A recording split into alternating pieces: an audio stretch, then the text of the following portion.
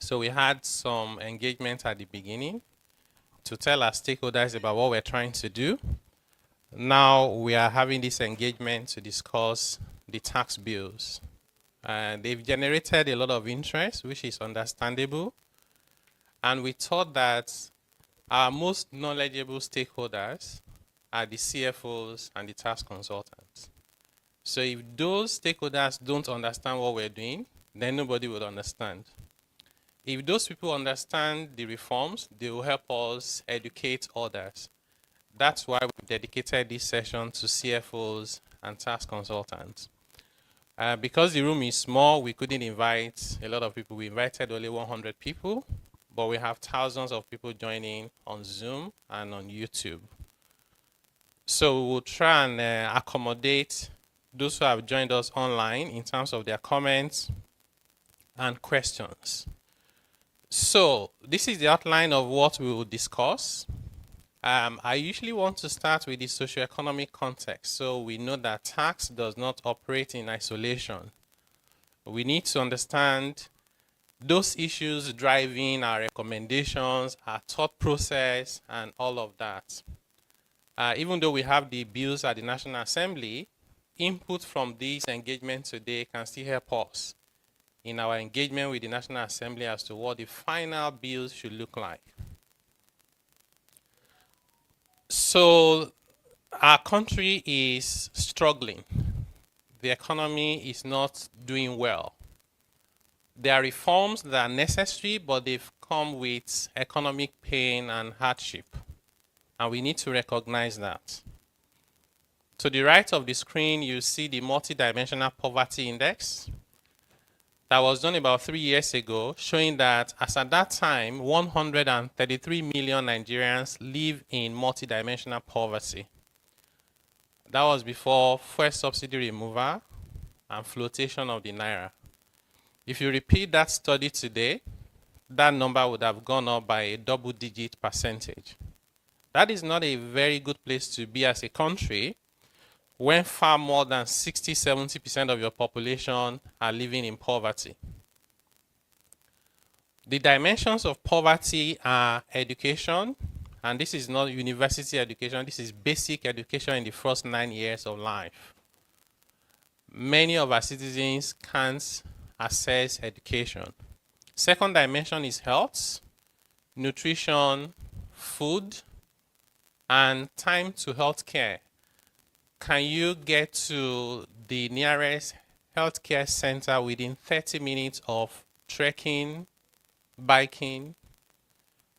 Over 100 million of our people can't even boast of that. So people die of curable diseases. Another dimension is living standard, access to safe drinking water. Is it reliable when you have it? Or you drink safe water today, the next one is in 2 months' time. Sanitation. Just to answer the call of nature for many of our citizens is rocket science.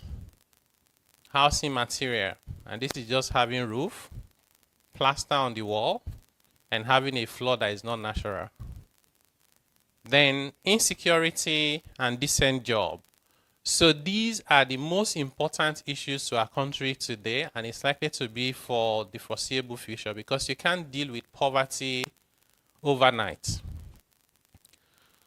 The economy is not growing fast enough. In fact, in dollar terms, the economy has been declining. Inflation is very high. We can say there's inflation all over the world, but our own inflation is more than 5 times the global average. So which means beyond what's happening globally, there are issues we must deal with that are peculiar to Nigeria, and some of them are structural issues. I told you about poverty that we have across the land. Whether you look at monetary poverty, about 100 million. If you look at multidimensional, about 133. This is even about 3–4 years old data. Government revenue is low. Public debt is high, as well as how much we're spending to service the debt was as high as 96% in 2022, came down to 74% last year. We expect it should be less than 74% for 2024, but even at 50%, you should still be concerned. Why should you be spending about half of your revenue just to service debt? We know interest rates have been going up because the CBN is trying to fight inflation, so that's adding to the numbers for 2024. Otherwise, 2024 would have been a lot more decent. Investment in our country is declining. In the whole of Q2, Nigeria attracted 29.83 million, not billion, so that's not an error, $1 million for the whole country. And I saw a report about 2 days ago saying that we have all-time low investment in our stock market, foreign investment I mean, in our stock market. So this figure should be billions, not million. And I do believe that FDI, foreign direct investment, is a better indicator of confidence in an economy than FPI. Because foreign portfolio investment, I'll do my calculations, is 6 months save, 1 year save, I'll come in and get out. But foreign direct investment is how people tell you we're here for the long haul. We believe in this economy. So we need to bear that in mind. Immigration, people who are leaving and relocating, and that has slowed down, not because people no longer want to leave, it's just more expensive to leave than previously. And many of the places that people like to relocate to are also not smiling. So people are having a second thought. But to the extent that the issues that are driving people to want to leave haven't been addressed, then we ought to take it very seriously as part of policy formulation. Divestment, we've seen companies that have exited. We've seen those that have scaled down. From 5 plants, they are down to 2.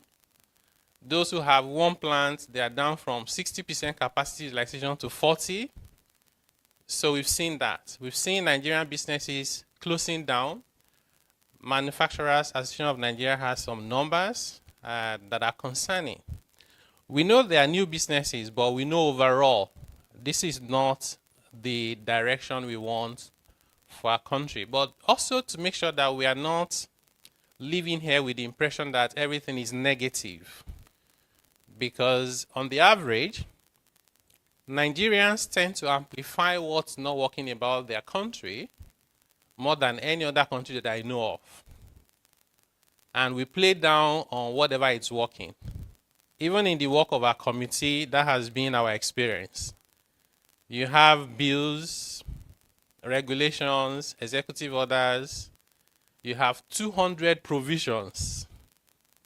And people are happy with 199. But they will not talk about it. They will come with the one and say, what on earth are you people doing? Say, well, at least say that the 199 are okay.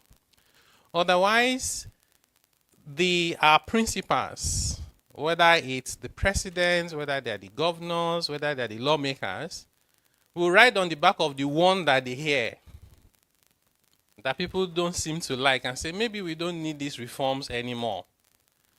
And people tend to just say the ones they like quietly. So that is the reason why I thought it would be nice to also put on a slide what we see as where we are as a country. What is it that is not working or you call work in progress? And what is it that is positive that we need to do more of? Number one is the exchange rates. Naira needs to recover. So personally, I take the view that you can't even stabilize at 1.6 or 1.7 and begin to celebrate it. It's nothing to celebrate. We did some analysis and looked at the exchange rate of the Kenya shillings to the US dollars, South African rand to the US dollars, and Naira to the US dollars 10 years ago and today. And guess what? Naira has depreciated against the USD 6.5 times faster than both Kenya shillings and South African rand. And when we looked at the value of import to GDP, and export to GDP, those two other countries were not doing better than Nigeria. So if Naira had only just maintained the same level of strength and stability as the Kenya shillings or South African rand, today the Naira will be under 300 Naira to the dollar. And in fact, Nigeria's economy would already be about $1 trillion. The middle class will be maybe 60, 70 million people. Every company in the world will pay attention to Nigeria. Band A tariff will be 1/6 of what it is. PMS price will be around 200, even with the reform. So we think that even dealing with the exchange rate issue is fundamental. And we also recognize that the issue cannot be dealt with only from the monetary side. So there has to be the fiscal side as well. So some of our reform proposals are in this light to try and address this very important issue. Of course, we know inflation is high. A lot of it is, factors of production is what is driving the inflation that we have. And that's why the cost of doing business is high. Poverty, declining decent jobs, unemployment rate officially is low, it's about 5.3%, but poverty is around 70%. So the only way to reconcile it is that there are loads of people who are working hard, but they can't even feed themselves. So they're the working poor. So while we don't need to debate whether there's unemployment, there's no debate that there is no decent employment. Interest rate is high. So interest rate is high. So we saw a report that shows that over the past, I think, first half of the year, the range of borrowing from banks by businesses is from 32% to 50%. I said to myself, what legitimate business can anyone do and pay interest at 50% and not go out of business? Because if your MPR, monetary policy rate, is around 28%, and you have the asymmetric corridor, because when banks are borrowing, you have to add the 500 basis points. So banks themselves borrow at about 31, 32. So it's not surprising that they will lend at a lot more than that. So you can't grow an economy with those kind of interest rates.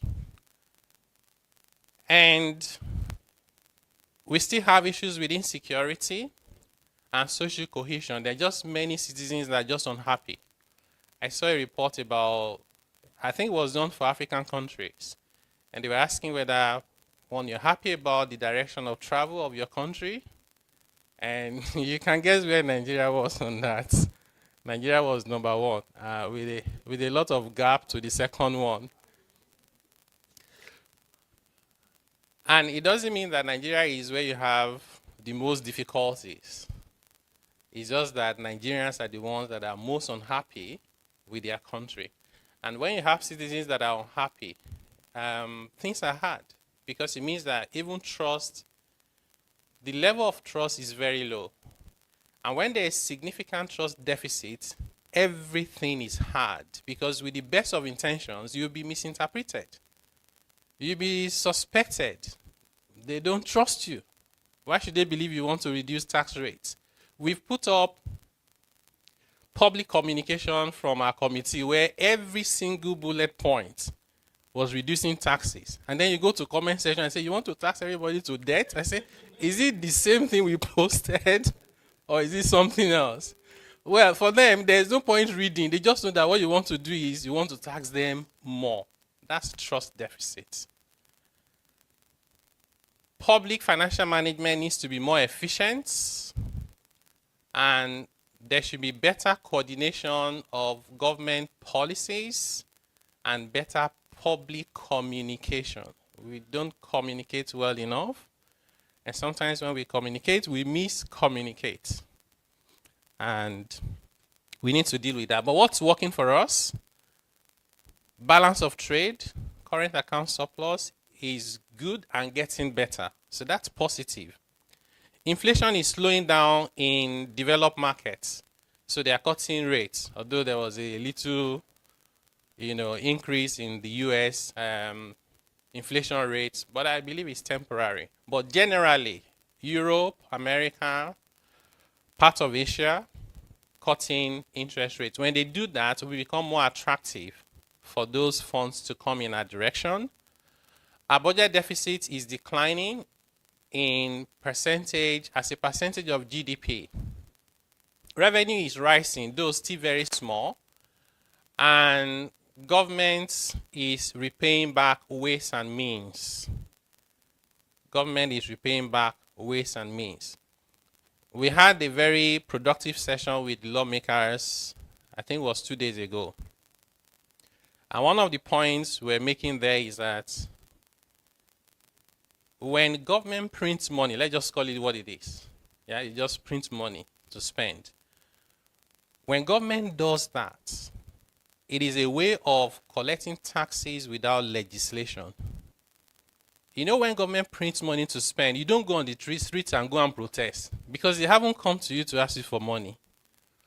But if we printed 40 trillion naira without corresponding increase in economic output, if that 40 trillion naira represented 20% of our GDP, it means that the 1,000 naira you have in your pocket, in your wallet, and in your bank account is now worth 800 naira. Government has just collected 20% from your money without legislation. This is why we cannot continue to say, we will not pay tax. What are they doing with it?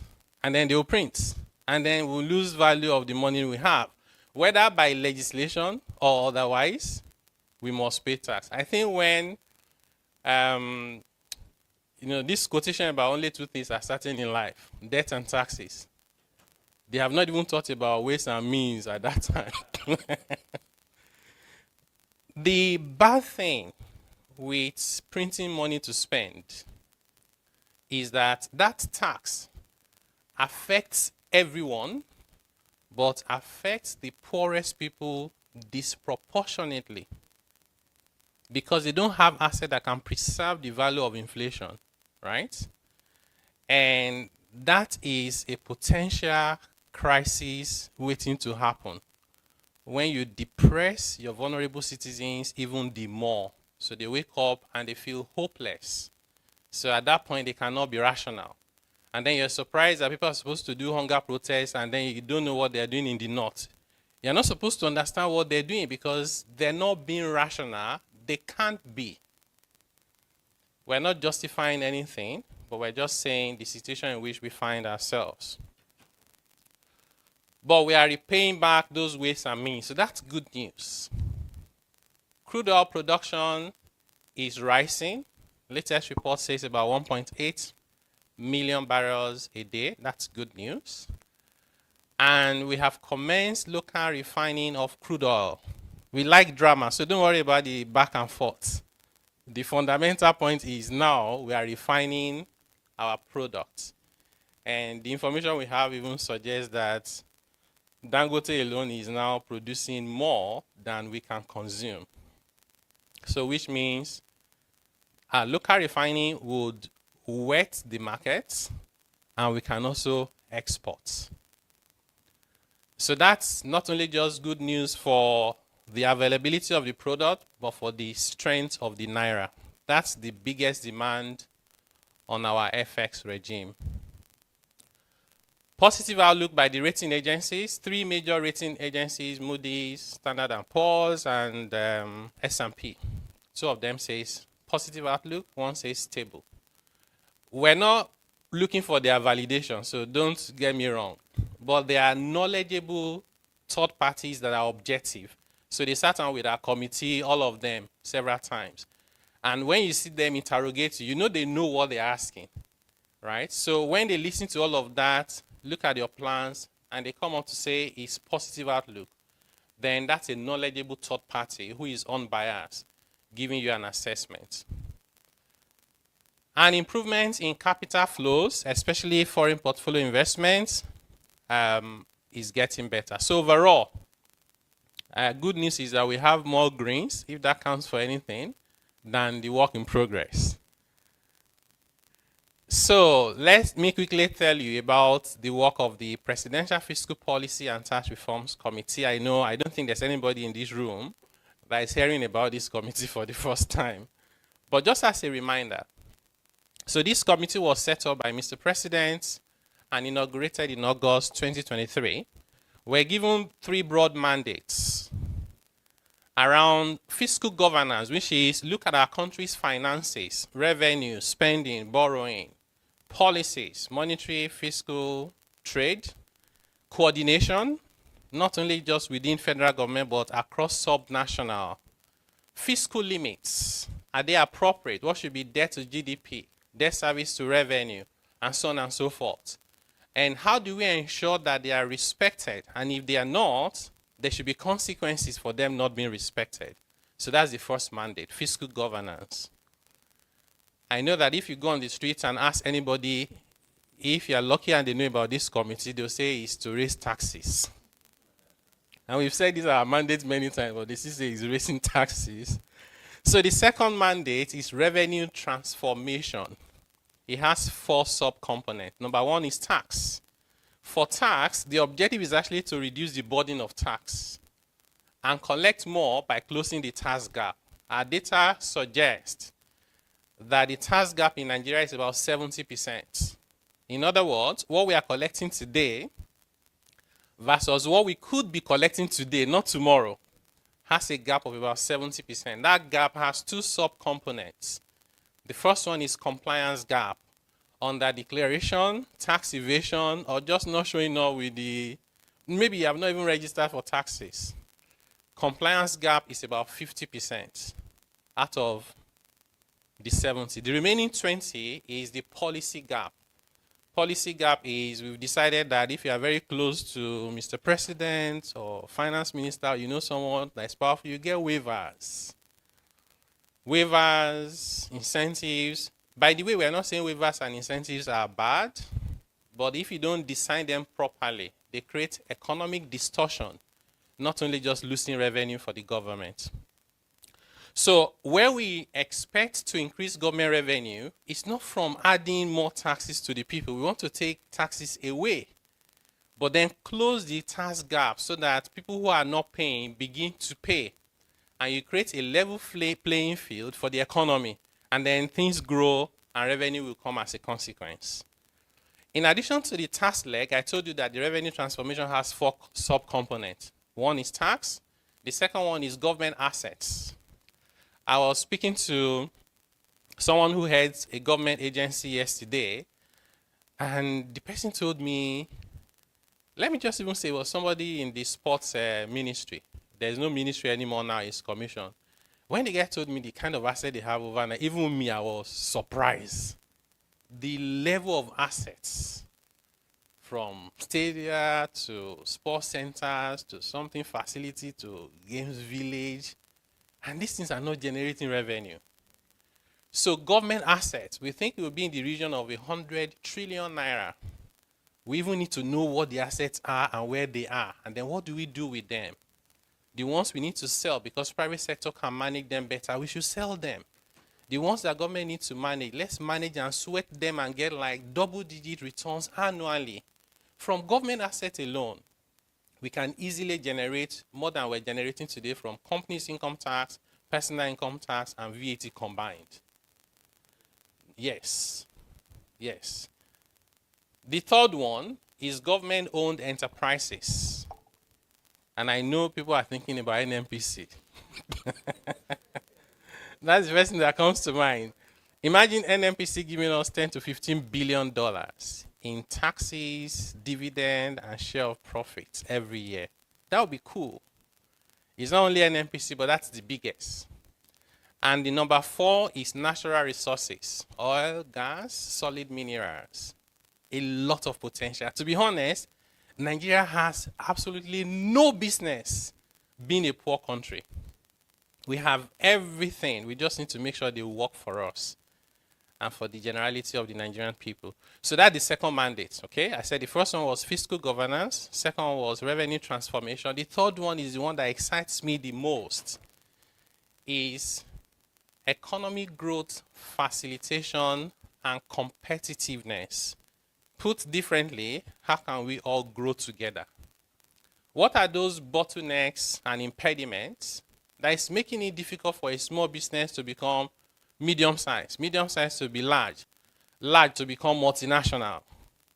Why don't we have Nigerian businesses today in 10s and 20s earning billions of dollars globally? Why not? Why is even NNPC not global by today with subsidiaries in like 15 countries? So those impediments, we sat down with various stakeholder groups, including exporters, who are thoroughly frustrated just trying to get anything out of the country. Identifying those impediments, over-regulation, regulators overreach, multiple taxation, bureaucracy, the list is long. When I speak to some investors, and this was an experience I didn't have before because I was in the private sector. You are speaking to investors and you are thinking, they sound like people that have been held hostage because they feel helpless, like we're going through this. Nobody is listening to us. Can you help? We did nothing wrong, but somebody said this need not follow this. One company came and said that they said this is their product, they had not received an approval, so they should recall everything. I said, but what's wrong with the product? They had written, waiting for certification. People who want to export need to go through more than 20 processes that last about 2 months, and you need to pay at every stage. Those certifications and permits are not needed anywhere, but Nigeria wants to do it so you can export. So those issues are things we must address as part of growth and competitiveness. So our committee was constituted intentionally to be very diverse and inclusive. We had over 80 members and over 45, actually over 50 people in our secretariat. It wasn't physical. So you won't find one big office. For people that have been to my office in Lagos, say, this is your office, eh? My office is the size of this table. And I said, because we want to lead by example. If we're saying that we need physical discipline, then we should not be wasteful. We did all the work we did without going to any country to understudy them physically, right? And we've understudied many countries. Zoom was doing the magic for us. Send questions, set up a meeting, discuss it, do follow up, instead of carrying 20, 30 people to go to the UK to go and understudy. So in constituting our team, we're very intentional. So we have people from all the geopolitical zones. We have good representation by gender and youth. We have 45 undergraduates from 22 universities across Nigeria that work with us in our secretariat. We give them research to do. So in the process of doing research, they take more interest and they sit at our meetings so they can also contribute, right? So that we're able to get the perspective of the young people. And the way we did it was, for the 22 universities, we did a competitive selection process, took the best male and best female. So 2 in 22 places is 44. And then there's Orire, who is the star girl that we took to the president during inauguration. That's how we got 45. So a couple of those students are also here with us today. Then we have over 20 government institutions represented, from customs to justice to trade, and the list goes on. Then revenue authorities, we have 6 from the 6 geopolitical zone, and then we have the FRS. And the customs service is also represented.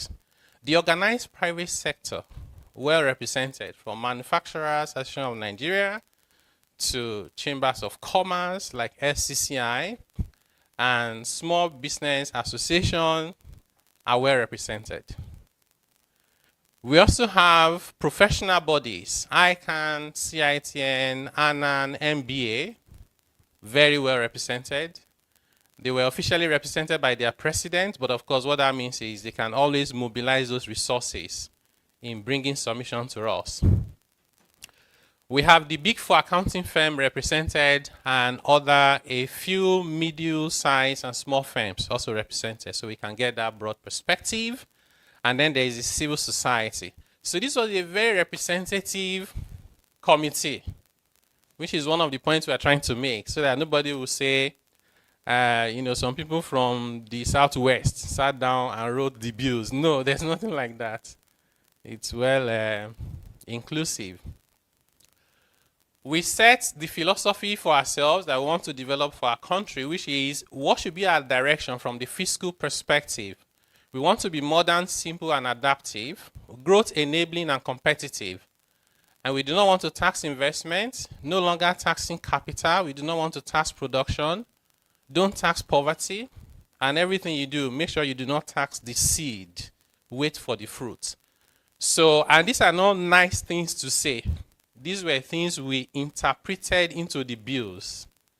For example, currently, there's something called the minimum tax in Nigeria. The company has made a loss. You ask them to say, nonetheless, you must pay some tax. You are taxing their capital because they didn't have profit. It's one of the fastest ways to kill any business.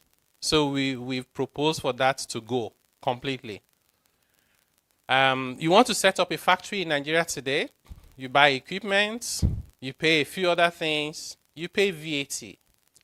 And you cannot get input credit for those VAT you have paid. You have to wait and claim capital allowance, which is only a small fraction of the amount you've invested. We're saying if a business invests in assets, let them get the input credit back 100%. So what are we doing? We're saying don't tax investments. I want you to invest. Why am I taxing you now? So we've translated that into our policy recommendation. Don't tax poverty. We have to do the calculations. What is the average size of a family in Nigeria? 5. More in the north than in the south, but on the average, 5 people make up a household in Nigeria. If you're lucky, 2 of them have anything that looks like decent job. So how much should 2 people earn to take care of 5 people so they don't fall below the poverty line? We did the maths. And it gave us an idea of what should be exempted from personal income tax. So that takes us to the principles that guided what we were doing, right? I'm already speaking to you about data. We're like 100% big on data. We'll listen to everybody, we empathize with you, but when we are done, say, please send us data. We cannot propose policies based on sentiments or emotions or narrow perspective. They're not going to be helpful for our country in the medium to long term, and we cannot afford that. We'll be failing ourselves and failing our country. It's for us national interest first, national interest next, national interest at all times. We believe that if Nigeria is working, everybody will find a place and a space for themselves within a Nigeria that works. If what you're doing is inconsistent with Nigeria's national interest, you should not be doing it. You should do something else. So that is why for us is national interest, and you'll see that in all the recommendations. I'll spare you the details of the other ones. You will get access to this presentation after the session. We had extensive public consultations. Apart from our membership being diverse, every meeting that we had was a consultation, because you sit at every meeting. By the way, that large membership that we had to break up into 5 subcommittees. So we worked in subcommittees. We were meeting every single day, sometimes till late. This is one of the joy that I have as a Nigerian. And I'm saying this with a sense of responsibility. I do not know of any other country that I've been to or that I know of in the world where their citizens are so ready to make sacrifices for their country. So I always say that people have to make a distinction between the fact that many Nigerians don't like their government, but they love their country, and they're not the same thing. So that is why someone will leave their jobs, right, and commit time to reforms without asking for anything.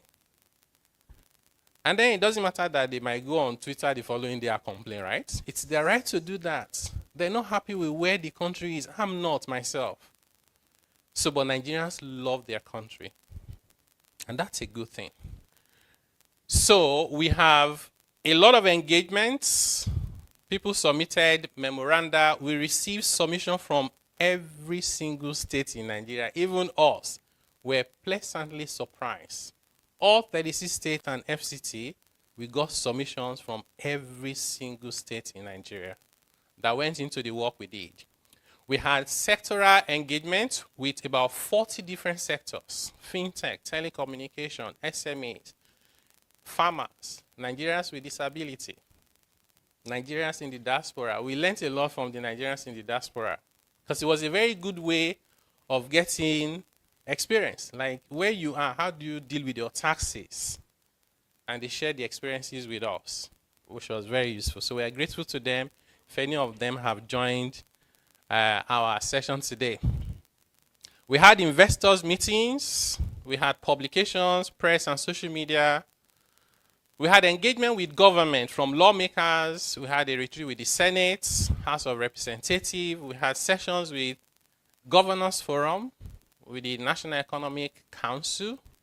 We had different ministries and ministers, of course, revenue services, other agencies and government-owned enterprises. And in some cases, we set up joint committees because we wanted to walk through the details of our recommendations. Like, we had a joint committee with the government of Lagos State, which we are very grateful to the governor of Lagos State for. He said, let's set up a cabinet committee with your committee to walk through the details. We worked for over 6 months. Ministry of Trade, Industry and Investment is another major one where we had to set up a committee to walk through the details. So we had a few of those. Then we have the international community, right? But don't get this wrong. Nobody is dictating anything to us. We're not being arrogant, but we're just too good not to know what we want. But we can learn from others so we don't repeat their mistakes, and though we don't reinvent the wheels. So, and I have to say, we receive more than we expected in terms of support. Whether it's from the Bretton Woods institutions, UNDP, African Development Bank, government of the UK, EU, United States, portfolio managers, rating agencies, we had engagement with all of them. And they're very supportive even up till now. Other things were around surveys. We conducted inquiries. We had loads of people volunteer to work for our committee for free. Loads of people, hundreds, with different skills. When you go on social media and you see comments, you see most likely more than half of it is abusing us and cursing us. We don't take them personal. We just skip. But if we read and there's something meaningful, we pick the message from those comments. So even comments on social media fed into the work that we're doing. And then we use publicly available information as well. So what did we find out? Let me tell you a few of our we call them fiscal findings from all of this work that we have been doing. First one is maybe common knowledge, but putting it into data. Nigeria is running on a low budget. The entire budget of the federal government and all the states with their local governments, including the amendment to the Appropriation Act to add 6.2 trillion for 2024, is 35.2 for the federal government, 16 trillion for all the states. Total is 51 trillion. Convert to USD is $32 billion. $32 billion is the size of the budget of Kenya, 54 million people. It's less than 1/4 of the budget of South Africa, $130 billion for a little over 60 million people. Even by African standard, we're significantly underperforming. This is not even our revenue, it's our ambitious budget. This budget is not sufficient to cater for transportation infrastructure in Nigeria. Just trying to fix roads, maintain them, do rails, maybe a few airports. This amount is not enough. Corruption is a problem in Nigeria. Waste is, right? I'm not playing down on those. But even if you eliminate those 100%, you have $32 billion, including borrowing. That's all you can spend for more than 200 million people. There's a fundamental problem we must address. How do we get this number to be 150, 200 billion dollars, not 32? That's where we need to get to. And that's why for us, it's not incremental progress with revenue, 15%, 10% over last year. No, it's transformation. And the only way that can happen is to allow the economy grow, because you cannot give what you don't have. If I'm poor, it doesn't matter how effective your enforcements are. You just can't get anything from me. But if I have a little bit of money to give, maybe with enforcement, I can pay you some taxes. What else did we find? All revenue sources for Nigeria provide extremely low yields. Nigeria has 8 major sources of revenue, and they're on the screen. Those are the 8 major sources of revenue: personal income tax, property tax, stamp duties, VAT, and land. You know, interestingly, 5 of the 8 are almost exclusively assigned to states. You know, there's this debate in Nigeria of you need to empower the state more. It's not supported by data. Look at it. Personal income tax, state, right?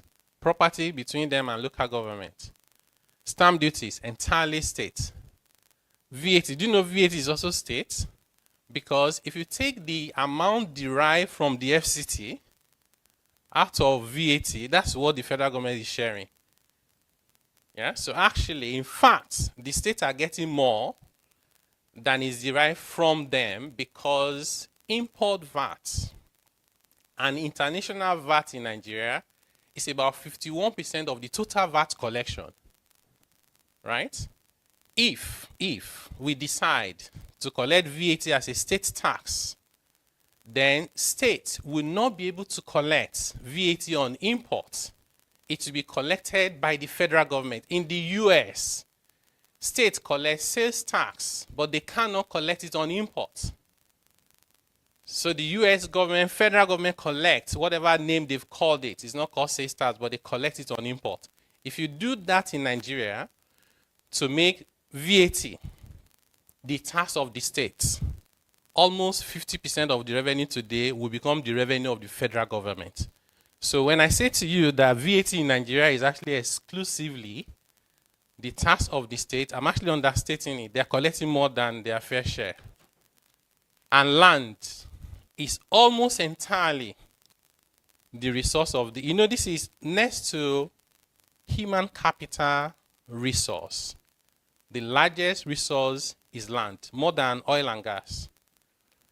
This is almost entirely in the hand of states, isn't it? In the US, states own less than 10% of land. The federal government owns about 1/3 of land, and the rest is with families and private individuals. In Nigeria, it's almost 100. But what's my message here is not advocating for the federal government or the state government. No, we're putting out the facts so you know what is driving our recommendations. But beyond those 5, there are other 3. Corporate income tax, custom duties, petroleum and other solid minerals, and solid mineral, not other solid minerals. These ones are shared. These ones are given to states. So the problem in Nigeria is not to take more from federal and give to states. The problem is to enhance the yield from every source of revenue.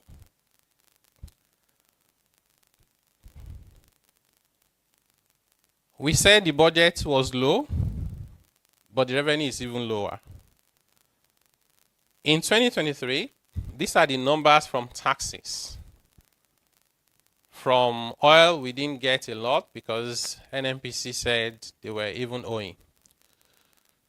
So if you look at the numbers there, you cannot reconcile it. It doesn't matter how good you are as an accountant, mathematician, or economist. What's the number saying? Nigeria collected 1.53 trillion from personal income tax in 2023. In that same year, South Africa collected the equivalent of 50.5 trillion naira. That's more than 30 times, right? About 30 times what we collected. Actually, more than that. Even Kenya collected 5.8 trillion naira equivalent. I did one small maths. The lowest personal income tax rate in Nigeria is 1%. The highest effective rate today, personal income tax rate, is 19%. Do a simple average, it gives you 10, right? Use 10% to gross up the tax we paid. It means that Nigerians said that they earned income in the whole of 2023 that was about 15 trillion naira. If you look at consumption GDP adjusted for private credits, it was close to 200 trillion. How is it that we earned income of 15 trillion, but we spent more than 150 trillion on consumption? It gives you the idea of how wide and large the tax gap is. There's significant amount of evasion. The other one that is even more telling, by the way, this personal income tax, while the rates are higher in both Kenya and South Africa, if you're a rich person, you pay up to 41%. In Kenya, you pay up to 35%. In Nigeria, the statutory rate is 24%. Effective is less. But that aside, right?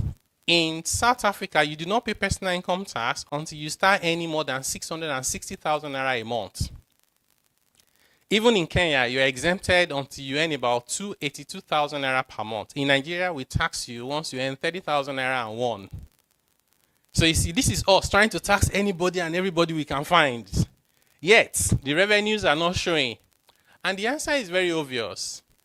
We are focusing on the wrong taxpayers.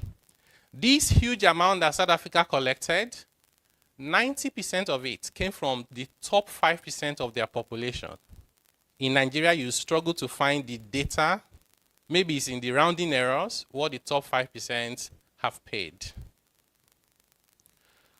The other one I want to tell you about, people say, well, but there's poverty, right? Look at it. Per capita income is 1.6 in Nigeria. It's 6,000 plus in South Africa. It's 2,100 in Kenya. And I get that. But I'll say to you that in any country where there's high inequality like Nigeria, where you have over 130 million people living in multidimensional poverty, and the average, the per capita is 1.6, it means that if you disaggregate, and I take out the bottom 150 million people, and I focus on the top 60 million people, I can guarantee you the per capita income of that top 60 million people will be very close to South Africa. So I'm trying to say that this number is not an excuse for this number. After all, South Africa has only about 60 million people and they collect that. The one that is more revealing is customs. In 2023, customs collected 3.2 trillion naira.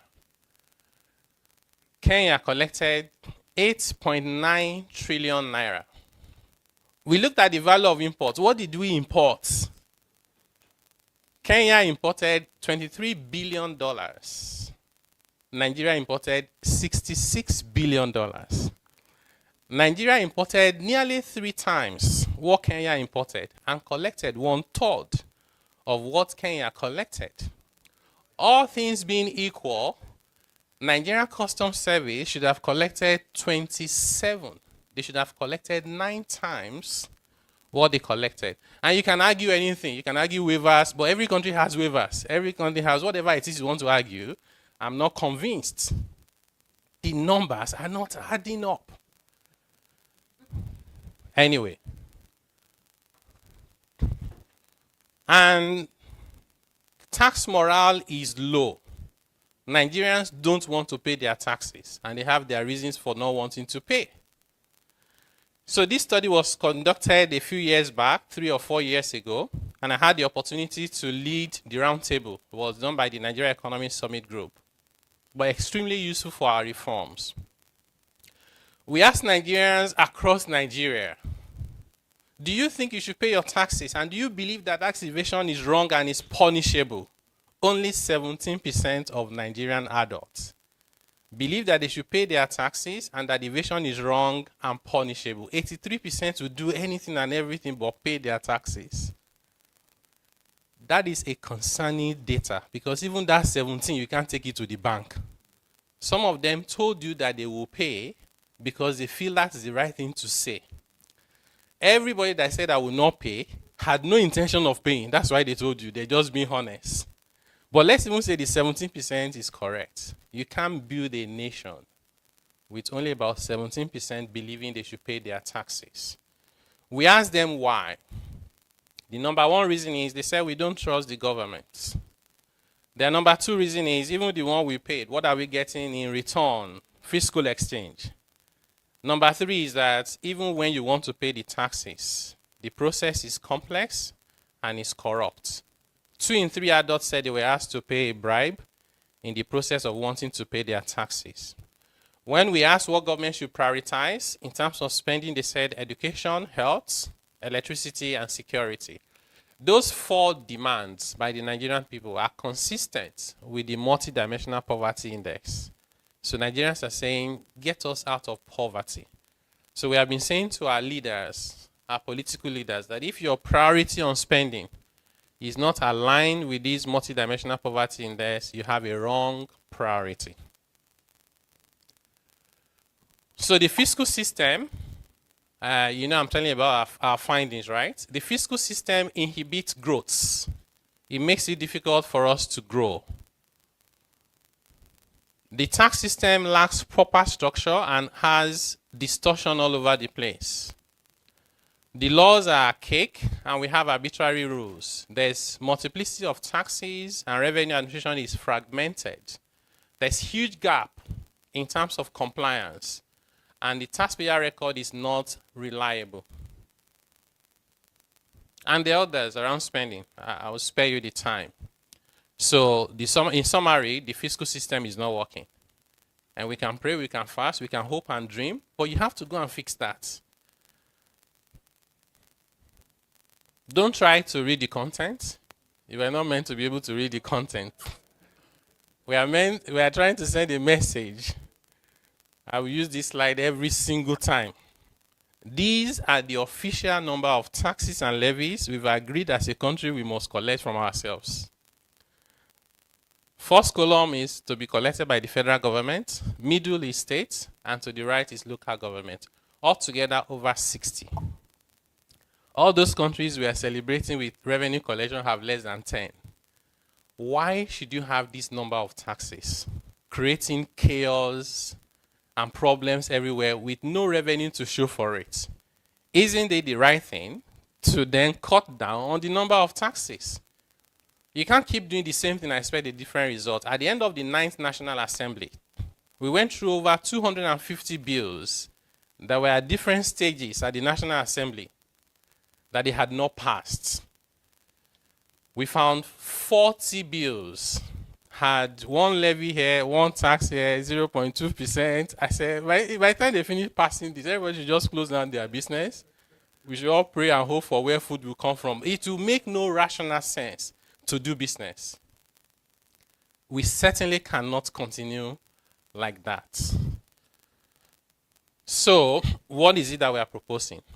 Of course, our committee has a lot of work we have been doing, but emphasis today is on the tax bills. So I'll start with what is the principles around those tax bills? We want to harmonize identities of taxpayers to have a reliable taxpayer register. We want to be able to harmonize taxes so you don't have that long list. We want to harmonize revenue agencies and how we administer revenue. We want to harmonize processes and technology, tax intelligence, how we do tax audit and reporting. And as a result of that, major principles are do away with nuisance taxes that place too much burden on your poor, vulnerable, and small businesses and yield very little for the government. Then, focus on high revenue yielding taxes that are broad-based, easy to collect, hard to evade, and they are few in numbers. And then what else should you do? Merge any of those ones left here that are similar or impose on the same taxpayer, on the same tax base, so that you can match them and they are even fewer. And then keep the total number as a guide to a single digit. Somebody will say, where did you find a single digit? We just looked at the rest of the world. Where are they collecting taxes from? And you saw 6, you saw 5, you saw 7. So we said that let's work with a single digit, maximum of 9. And then what else should we do? Institutionalize the reform so that it's difficult for them to be reversed. We are good at reversing things in Nigeria. There was a time, I think it was during Obasanjo's time. So a contract was awarded, the contract was reversed, the reverser was reversed again. I said we are good with reversing. So we came up with these taxes that we said Nigeria should collect. Collect income tax, collect VAT, excise, stamp duties, development levy, collect customs, collect property tax, and what we call harmonized levy for local government. These are the taxes we think Nigeria should collect. All tiers of government combined. Of course, this will be hard, right? Because the Constitution says they should collect more than this. So we've also sent recommendations to the National Assembly to amend the Constitution. Of course, it won't happen overnight. It will take time. But we believe that everybody is on board. Nobody has disagreed with our principles. Our approach at our committee is to always start with principles. So once you agree principles, you then work it out. So you're likely to get more people to agree with you once you agree the principles first. What is the structure of the bills that we sent to the National Assembly? We are guided by these principles of simplicity, harmonization, align your fiscal policies and tax with your economic aspirations. You cannot aspire to be the largest economy in Africa and one of the largest in the world, and then you don't allow investments. You know, that's inconsistent. Your dreams and aspirations are inconsistent with your actions. They cannot align magically. You must take steps to align them. Tax neutrality. Allow people to just do their business. Let me not spend all my intellectual ability thinking about should it be an entity registered with CAC, should it be an enterprise, should it be... So I don't want to do that. I just want to do my business. Don't allow tax to create distortion for how I do my business. It may be that the most efficient structure for me is an enterprise. I then look at the tax and say, no, maybe you should not do it. Go and do partnership. Must be taxpayer focused. Don't go and introduce 7 processes because it's convenient for the tax authority. You should focus on the taxpayer, modernize the system, efficiency of compliance, evidence and data driven, as well as global best practice. So with that, we decided that we would repeal, or at least we have no powers to repeal. We will propose that all the major tax laws in Nigeria be repealed and brand new tax laws be enacted. Because some of the laws we inherited from our colonial masters, the Stamp Duty Act is a law of 1939. How do you begin to patch and amend a law of 1939 to work in 2024? Vastly different words. So, since we know we are not a lazy people, we decided let us write the laws. Assuming you have a country brand new that is called Nigeria, and they say, what should the tax laws look like? That's exactly what we did. Okay, so we have 4 bills. The first one is called the Nigeria Tax Bill. This bill encompasses all the major taxes. Who should pay the tax? What should be the rate? Right? All those charging sections. I don't want to sound too technical. I know consultants are in the room, so they understand what I'm saying. Put all of them together in one place. So if you have seen a copy of the bill, you see part 1, taxation of companies, part B, maybe is persons, part 3, might be VAT, might be CGT. We put everything together in one law. The second one is tax administration bill.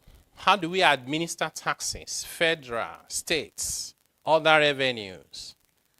So everything to do with revenue administration is in one place. If you defaulted in paying your VAT on time, and I defaulted in paying my personal income tax, our penalties and interest are vastly different.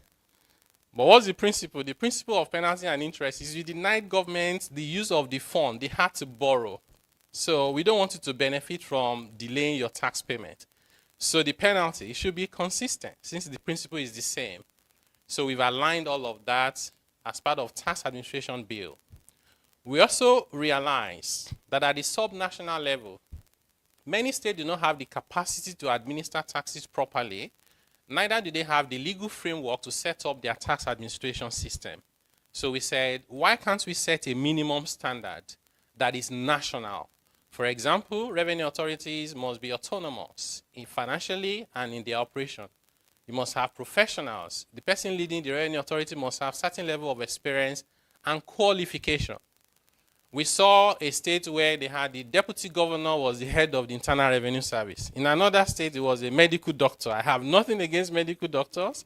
I'm concerned that the best job for them is not to do revenue authority work.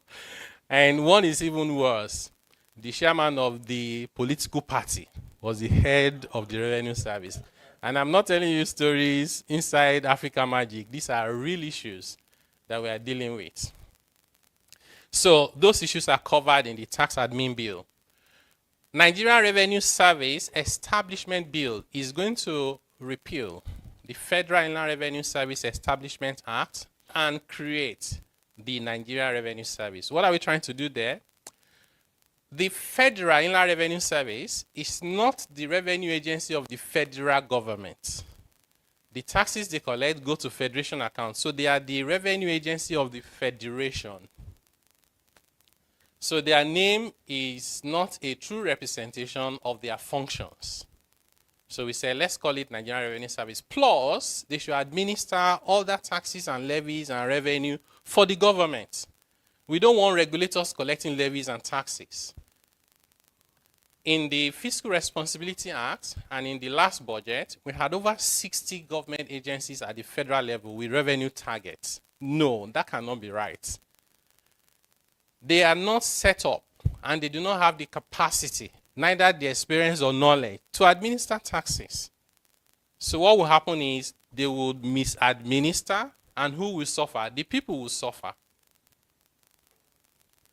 So we have those as issues under Nigeria Revenue Service. The Joint Revenue Board Establishment Bill is meant to replace the current Joint Tax Board, but with an expanded mandate and membership. So they will be called the Joint Revenue Board.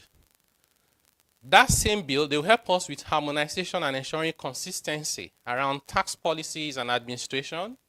Not only will they be advisory, they will now have the teeth to bite. Under that law as well, we have the Tax Appeal Tribunal, so that this time around, the Tax Appeal Tribunal can cover taxes across Nigeria. Currently, the Tax Appeal Tribunal is established based on the FRS Establishment Act. So sometimes, a state will say to you, but this is not my own tribunal. So they cannot meddle in my affairs.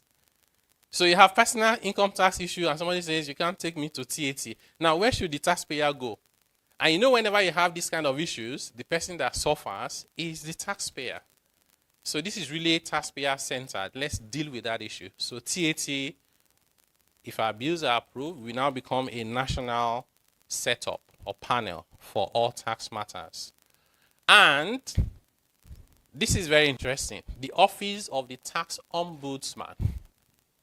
Because we are being sensitive to our female friends, colleagues, sisters, mothers, we say, why does it have to be a man? We remove, and we didn't want to call it ombudswoman. We just remove the man and say it's tax ombud. So in one of the meetings we had with our friends from Europe, the ambassador of the country where they started the ombudsman said, you know, we started it. If you need any help, we can help you. Anyway, we call it ombud. And their role is just to protect the interests of the taxpayer, advocate for them. If they see something is going wrong with the system, they should fix it. Whatever they cannot fix, they should find who must fix it. Imagine today that you are a small business owner, right? We have over 30 million of them. chances are that you are not a finance expert. The percentage of small business owners who are finance people, less than 1%. So you're just a honest Nigerian trying to earn a living. Maybe you are a vulcanizer. Somebody shows up and says, "Okay, you don't pay VAT." The guy says, "What is VAT?" He said, "How about PAYE? How about withholding tax?" The man does not even know what you are talking about. Or you go to a woman that is just selling stuff in Eko Mortar or Alaba and say, "Madam, you don't file returns." The woman doesn't know what you're saying. You know, say anyway, there's a law that says you should do all of this, and do you know that ignorance of the law is not an excuse? Based on our calculation, you are owing the government 4 million naira. Now tell me what that person is supposed to do. They don't know whether you are right or wrong. They are unable to read the law to help and defend themselves. They have no capacity to hire a lawyer or an accountant to defend them. They do not understand the court process, neither can they afford it. They are left out in the cold. The only option they have is to negotiate or to fight. If they fight, they cannot win because they are too small to win the state, right? So they negotiate. "Oga, help me. Life is hard." Oga will bring a private account. If you can pay 2 million here, official account pay 200K, right? You even thank them on top of it. They let you rest for a few months. They come back. They can send a different team. How do you deal with your people like that? We leave them without help. So our policy recommendation is, first and foremost, we think 97% of them should be exempted from all taxes. If you have been following what we're doing, you see withholding tax, don't pay. PAYE, most of them will not pay more than 70, 80K, so don't worry about PAYE. VAT, don't charge VAT. CIT, don't pay CIT. So allow 97% of them to just survive. Then the top 3% that are doing more than surviving should pay tax, right? And if they can't understand the tax system, they can't hire lawyers, then the ombuds is there to help them. They don't even need to speak English. They just need to call and speak their language, right? Then the ombuds takes up the issue on their behalf. Somebody gives you an assessment and says you must pay within 48 hours or we'll close down your business. You call the ombuds, and the ombuds know that there's nothing like that in the law. So we're giving the ombuds the power to tell the tax authority to behave. And if they don't, then they will take their legal actions against them, including reporting them for oversight. So we think that these ombuds will really help us to have a system that is fair, particularly to our vulnerable citizens. So I'll quickly go through some of the specifics of the provisions, and then we take questions. So I'll be a bit fast with this because of time. On the Nigerian tax bill, this is the structure. You find 9 chapters and some schedules. So whether you're looking at issues to do with taxes of income of persons to petroleum profit operation, we've taken the fiscal provisions of the Petroleum Industry Act into this bill. We want everything to do with tax to be in just this bill alone. Don't go and set up one law for gaming and lottery. You put tax inside. Set up another one for insurance. Set up another one for banking. Set up another one for, everything you set up, you put tax inside, right? Then you have double tax relief, stamp duties, so on and so forth. What are they? The first that I want to tell you, but by the way, the recommendations are over 200 new proposals in those bills. So maybe the ones I have on the screen are about 40, 50. So we'll go through them quickly. But this is not everything. So in Nigeria, the law says you are liable to tax on your income derived in, received, brought into, accruing in Nigeria. We said that's too much confusion. Why should you tax me on income that I brought into your country if I had paid tax somewhere else? How about that? So we said let's just focus on income derived or accruing in Nigeria, which means you earn the income from Nigeria. But if you're a Nigerian company, you pay tax on your worldwide income, but we give you unilateral credit. So we don't have that currently, but you get unilateral credit for the taxes you've paid elsewhere, even when there is no double tax treaty with that other country. We eliminate minimum tax on loss-making companies or companies making very small profit.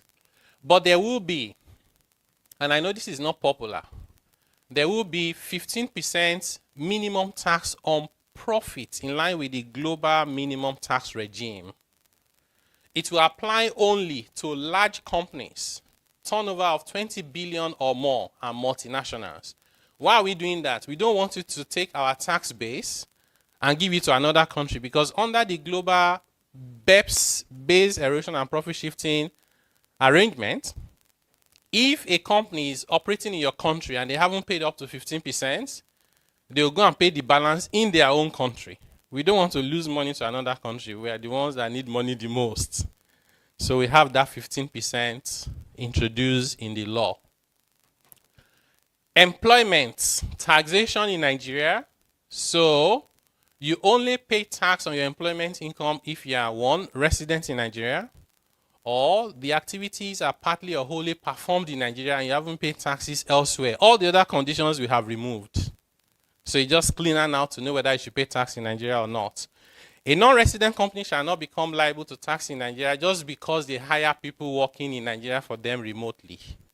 We want to compete with the Philippines that made about $35 billion from business process outsourcing. India made over $200 billion last year. Nigeria didn't even make $1 billion. We have a lot of smart people. Our English and accent is better than the Indians. And the time zone is good.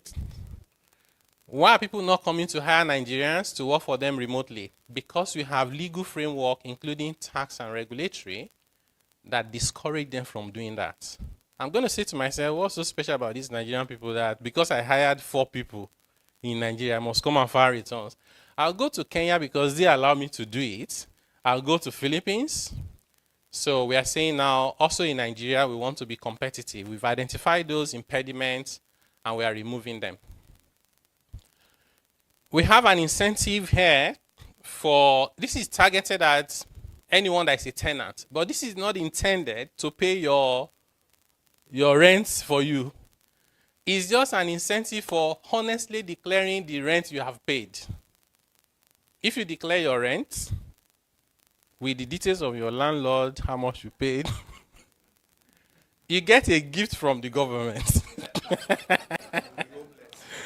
No, you won't be homeless because it's a legal requirement to disclose it, right? You get a gift. And then government will not say, dear landlord, we are aware that you earn this income. Why is it not in your tax returns? Another one is that the companies that are trying to do the right thing in Nigeria are finding it harder and harder by the day to remain in business. One of the people I respect the most in Nigeria, one of the billionaires, there are not many billionaires you can respect in Nigeria. But this person is very upright. And the person was telling me that in the sector that he's operating, that more than 90% of people there are cowboys. So they are not bothered about this withholding tax of 10% because they know they won't pay anything. The day anybody shows up, they know how to manage it. But you are honest, you're trying to pay everything. But the numbers are all red. So you're going to ask yourself, if I must remain true to my values, I have to end this business. So you're going to end up with a country where only criminals are in business. So we can't afford to do that. So we're saying that if there is tax to be paid, VAT, import duties on an expense or an asset, and you have not paid correctly, or in the case of VAT, it hasn't been charged, you don't need to have paid, but you need to have been charged, you cannot get a tax deduction for that expense. If it's an asset, you cannot get capital allowance for it. So you cannot import stuff and decide not to pay import duties and VAT. And then you go and file returns and you're claiming CIT from the FRS. That will no longer be the case. So we want to make it more expensive and more difficult to do the wrong thing and make it more attractive to do the right thing so we can drive the right behavior. Another one is capital gains will now be part and parcel of income taxes. So if you're a company, add your capital gain to your profit and pay the rates. If you're an individual, add the capital gains to your calculation. The rate you pay will depend on the level of your income. You may pay less than 10%, you may pay more than 10%. But you would also be able to claim losses. Capital losses will become deductible, in those cases. You are exempted from any capital gains if you sell your dwelling house, because it could be that you are desperate. Otherwise, how do you sell your dwelling house? And if you sell your personal car, you also will not pay any capital gains tax. But if you are selling more than 2 cars in a year, we begin to suspect you and say maybe you're a car dealer. Then you start paying capital gains. Then there's exemption for capital gains on shares of up to 100. So if you look at the bills, you're likely to find 100 million there. So we're planning to update it to 150 because of inflation. So about 150 million a year, you won't pay tax on it. And provided the gains you have made is less than 10 million naira. So because we want to promote activities in the capital market, do you know that Nigeria's capital market has a total market capitalization that is nearly a little under 60 trillion naira? If you convert 60 trillion naira to dollars, it's under $40 billion. And it is less than the market capitalization of the largest capitalized company in South Africa, NASPAS. So which means one company in South Africa, although the largest, is more than all our banks, MTN, Airtel, Dangote, BUA combined. The market cap of the South African stock market is over $1 trillion. So these guys can finance anything. We can't. We must increase the depth and scale of our capital market to fund our development, especially when you are borrowing at 35%. You need the capital market to work. We are reducing the company's income tax rate from 30% to 25% over the next 2 years. I think this one does not require any explanation. We are introducing a development levy at 4% initially that will reduce to 2% over the next few years to replace all the earmark taxes, education tax, NASENI, NITA, police tax. You just pay this one tax. And then that tax is shared to the agencies. And we wind down those agencies in terms of sharing those revenue, not scrapping the agencies. We wind down the sharing of taxes to agencies. So they should be funded from budgetary allocations and just allow businesses to be, instead of introducing a new tax every time you have an agency to fund. Even the Financial Reporting Council of Nigeria got a tax enacted for them. They now collect taxes, including a percentage of market capitalization, so they can fund Financial Reporting Council of Nigeria. We have not seen any other country anywhere in the world where they do anything like that. So this development levy is our way of harmonizing and getting rid of earmark taxes. Incentives are being harmonized. You find a whole section on incentives in the law with a clear framework to prevent abuse. We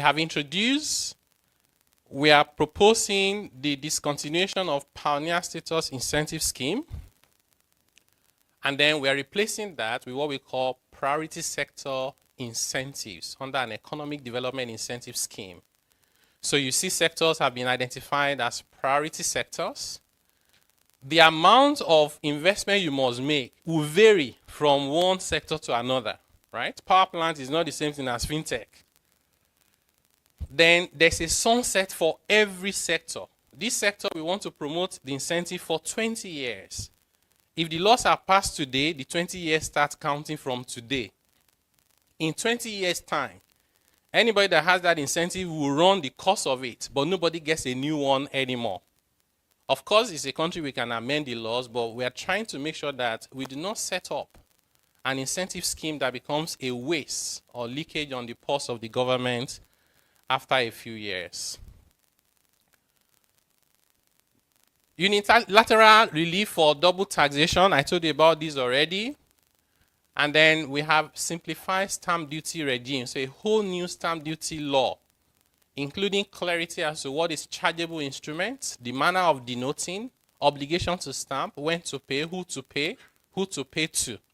We reduce the number of items on which you pay stamp duties so that it's easier to manage. VAT will be reduced. VAT will be reduced on 82% of household consumption, and VAT will be increased on 18% of household consumption between 2025 and 2030. So I'll tell you a little bit more about that subsequently. We are introducing electronic invoicing and fiscalization for VAT. In a nutshell, whatever you're doing reflects in the government system automatically as you issue the invoices. If you refuse to issue invoice through government processes, we will find out. And let me tell you how we're going to find out. That's why we invited CFOs and tax consultants. So you know this is not a joke. We want to make sure that vulnerable people don't have to pay tax. But if you are not vulnerable, you must pay. Because if you are not paying, you are creating problems for the system. Right? Fiscalization requires that you see the language in the law. It can be a device, it can be a software, it can be anything. So large companies will just download a software. We're also speaking to the guys who provide your accounting systems to make sure that there's an alignment, because we can do so. You know, we had a meeting with one of them yesterday, but I won't mention them. You download the software. So from now on, anytime you issue an invoice, as you are issuing like this, one is going to the system of the taxman and it's showing there. If you don't have a system where you can download a software, you get a device that looks like a point of service payment machine, POS. And we believe government should be the one to fund it. So they give it to you. Use this one to issue your receipt. You now refuse to use it, whether it's large or small. You know what will happen? Because whatever you're doing, you don't do it alone. You buy things from other people, right? You buy inputs, you buy products. Somebody else supplies you. So we will not ask you what you have been supplied. We'll go to the person that supplies you, because the person that supplies you have no interest in lying on your behalf. Because if they do, it has an implication for them. So we'll pick third-party information. For example, if you buy 100 units of this bottled water from the manufacturer, we'll pick it from the manufacturer because for every sale there should be a purchase, isn't it? And we'll record it on your behalf that you have 100 units of water that you just bought. Every time you issue an invoice through the system approved by the government, if you sell one, we reduce your inventory in the government system to say now is 99 left, right? You ended up issuing 40 invoices through the system, the rest you did not issue. The system of government says you have unsold 60 units. You bring your financial statement confidently at the end of the year. You say life is hard in Nigeria. Closing inventory 10. Say, okay, come. Your inventory is not 10. According to us, it is 60. Can you tell us what happened to 50? Yeah. Yeah, come and explain to us what happened to it. Did they disappear or were they stolen? It's expired. Come and tell us. If we import, as you are importing like this, we are adding the inventory to your record. So actually, the world has so advanced that we don't need to do some of the old school things we are doing to enforce compliance. You can make people do the right thing by just putting systems in place. You will find that in the work we're doing, we have not been talking about corruption. We think that you can fight corruption without mentioning it, if you are really honest about what you're doing. So this is one of the things that excites me the most, this fiscalization. We will grant input credits on assets and services to businesses for their input VATs. So businesses are vehicles for economic activity. Whatever you do to businesses, they will do to you, right? All taxes on businesses are indirect taxes on people. Yeah, so if I'm a politician, I can come out and say MTN and banks, all of you will clap for me, will impose tax on them. They'll just pass it on to you. They are vehicles. So if you reduce the tax on businesses, we are reducing the taxes on the people. That's the concept. So we're allowing businesses to claim input credit on everything. Then there will be excise tax on some services. This is not a popular recommendation, but I will explain the thinking behind it. At the moment, there are three of them: gambling and gaming. Not many people will object to that. Number two is activities in the black market. We're saying, why are you going to the black market to buy and sell dollars? Why don't you just sell it in the official market so we can see everything? What are you hiding? So we want to take the profit margin. You know, it's the margin that drives supply away from official to parallel market. So the language we have in the law is any amount by which the parallel market rate exceeds the official rate is the excise duty you must pay. So if you lose the benefit, then what's the point? You come to the official market and suddenly there's liquidity in the official market. What we actually envisage is that we get to a point where we stop reporting two rates. How many countries is it that headline news, newspaper, radio, TV, NAFEM? So why are you reporting both? And the more we report that, because if anything is worse than Naira not being stable and not being strong, is having that divergence in rates. The third one is the one that is not popular: telecommunication. We are proposing a 5% excise tax on telecommunication. Somebody will say, how did you come up with this bad idea? What we are thinking is that we use this 5% excise tax on telecommunication as the sweetener, or if you like, call it carrot, for local government and state government and federal government to get rid of over 50 nuisance taxes. We will say, like in the telecom sector, they say they pay about 43 taxes. Maybe with our reform, it will be down to 4. We will now say to those local governments, should you go ahead and collect these your nuisance taxes, we will offset, because if these things work as we plan, if you are driving and in the middle of nowhere, some guys show up with some wood and some nails, and they say, oh guy, you're supposed to pay 5K. That's not the place to quote the tax reform bills. That's the place to pay and comply. One thing they do very well is they give receipts and stickers. Just collect it. Once you get to your destination, upload it. Once it's validated, our plan is that you are refunded 100% plus an additional 50% for your headache. And the team managing it takes 50% for the overhead.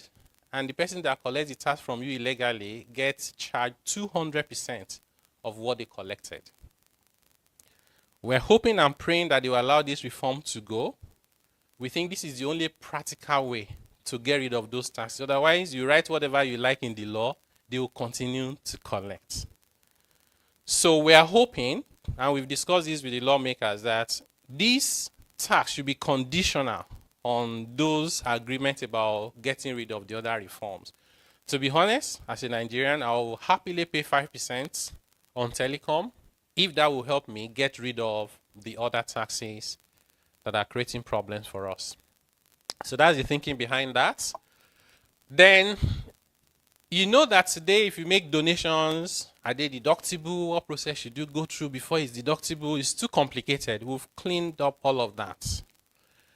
And in Nigeria today, if you spend money on research and development, you are limited to a percentage of profit, which means if you're a loss-making company, you should not do research and development. What are you researching into?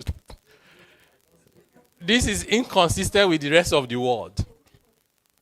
So whether you're talking about Uber, Amazon, some of the largest companies in the world today spent over 10 years just making losses.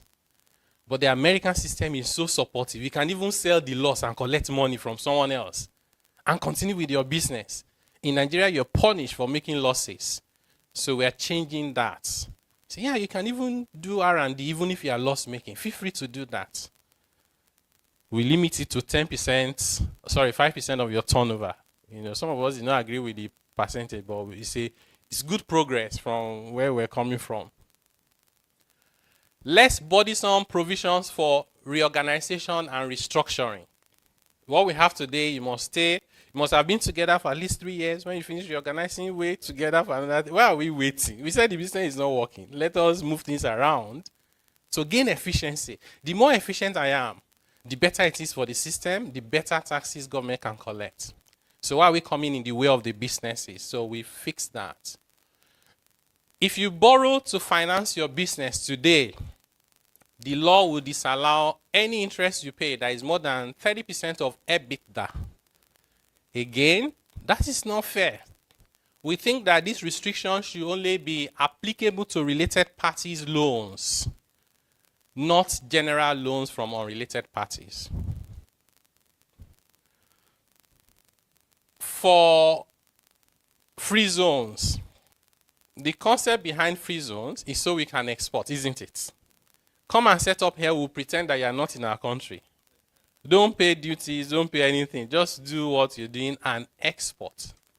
Concept, I can live with that concept. Then we said, oh, maybe you can sell 25% to the custom territory. And then now, we say, actually, you can actually sell everything to the custom territory. Even when I realized that myself, I couldn't believe it. How did we descend to that level? People completely lack what is important for their country. They became so selfish, self-centered, and corrupt. How do you set up a free zone and it is okay to sell 100% to the custom territory? So you and I in a business, sir. Me, I got free zone status. You are not getting free zone. If I don't like your face, I'll price you out of the market because I'm not paying duties, I'm not paying VAT, I'm not paying CIT. One local government chairman came to us and I was lamenting and said, my biggest taxpayer has become a free zone. I couldn't believe it. He said, this is a physical location, but they can no longer go there. You see people selling there. You can't collect levies from them. They said, this is a free zone. You shouldn't come there. Now, if you allow that to continue, what will happen is, if I'm your competitor, I'll spend my last dime, my last effort to get a free zone, because that's my only ticket to survival. And the more of us that become free zone, the more the taxes disappear. The more the tax revenues disappear, the more the risk that will print naira. The more we print naira, the more the economy is going down towards collapse. There was a time that Zimbabwe had, in fact, I used, in the session we had with the Heart of Rep about 2 days ago, so I brought it, I didn't remember to bring it today. I have 100 trillion Zimbabwe dollar. Is one note, 100 trillion. And as at the time I got it, it was barely enough to buy a loaf of bread. So I got it from my partner colleague in Zimbabwe and gave the guy 10 US dollars. He's still grateful till tomorrow, like 10 US dollars. I collected 100 trillion from the guy and keeping it as a souvenir. This is exactly what happens when government resorts into printing more money, right? That principle is proven 100%. The outcome is predictable 100%. You keep printing money, we're all going down slowly. We can't afford to do that. It's just too much at stake. 200 million people, where are we going to go? So, our bill is saying, if you export 100%, you are fine. Right? No tax, nothing. You export less than 100%, but at least 75% is exported, you pay tax proportionately on the amount that you sell to the custom territory. Should you sell more than 25% to the custom territory, maybe you should not have been in the free zone in the first place. You pay tax as if the free zone does not exist for you. This is what we have. And as you imagine, there are a lot of people pushing back. The amount of pushback I have seen. I'll write a book when I'm done. Nigeria is complex. Some of the interests you are fighting, that you're up against, it will take you months to even figure them out. They're not spoken words, but they are strong, and they are well established, and they are well resourced. Well connected. God bless you, my brother. We're increasing the exemption threshold for small businesses from 25 million naira to 50 million. And we are introducing another indicator of total assets. So if your turnover is small, but your asset is large, like you want to start exploration, like in my friend's sector. You know, these guys deal with large numbers. They may not be making they're not worried that they're not selling yet. They know selling takes time. So we want them to account for VAT, for example. Then I like this one. We have a language in the tax bill that says anything to do with taxes in Nigeria, the provision of that bill will be supreme. Of course, it won't be supreme to the Constitution, right? To any other law apart from the Constitution, to the extent that if there are inconsistencies, those other laws will be null and void. What we want to do is to empower the taxpayer to be able to fight and have the chances of winning anytime they fight. Right? Then, some of the controversial issues. VAT. What are we proposing? So we need this group to understand what we are proposing so it can help us educate other people. So currently, about 82%, let me start with that here actually. This is the Consumer Price Index. What it means is that when a household in Nigeria earns income, where do they normally spend their income? So the MBS classifies all consumptions into 12 categories. So anything you spend in Nigeria will fall under one of these 12 classes. What is the size of the household consumption that is spent on each class of consumption? It turns out 52% of the money we make, we're just trying to eat so we can stay alive. The more the poverty in a country, the higher the percentage of consumption that goes into food. You know, it says food and beverage, right? Beverage there is 1%. Yeah, so just take it that it's food. Just eat. Then, we spend money on housing, water, electricity, gas, and other fuel. We spend on transportation so we can move around. Of course, on clothing and footwear, and then we spend on education and health. What we have done, you remember, we looked at the multidimensional poverty index. We looked at other data. And we said that items highlighted in green, food, housing, transport, education, and health, should not carry the burden of tax. Because this is where people are trying to just survive. So if there was VAT, and this is where I can explain some technical languages, which is hard to the general population. If this water is exempt, which is what you find today, it means when you are selling this bottle of water, do not charge VAT. To the ordinary person, they think there's no VAT. To the expert, they know there's a hidden VAT that has not been reflected in the invoice. Why? Because in producing this bottled water, I'll pay for the lid, the plastic, the labeling, and some other services, and they carry VAT. In fact, the equipment I used to manufacture this possibly was imported with VAT. When this item is exempt, all the VAT that I suffer is my business. Remember, whatever you do to business, the business does to people. So when I'm finding out what is my cost of production so I can determine my margin and selling price, I'll factor in my VAT cost. So the amount at which I'll set to you will be higher than it would have been ordinarily if I was able to claim my input VAT back. So what we have done is to say on food, and that's more than 600 items, on education, and on health, it should be 0 rated. So there's no trace of VAT hidden or revealed. So because some people have said, aren't you people being dishonest? This thing is already exempt. You are saying it's 0 rated. So what? That's why, of course, this explanation, I won't even attempt to explain it generally. Because I know it's confusing. But because we have CFOs and tax consultants, they understand what we're saying. So help us explain to them. Now, those are the 3 that are 0 rated. So the others are not 0 rated because it's complex to 0 rate them, like rent, like transportation. So transportation and rent are exempt.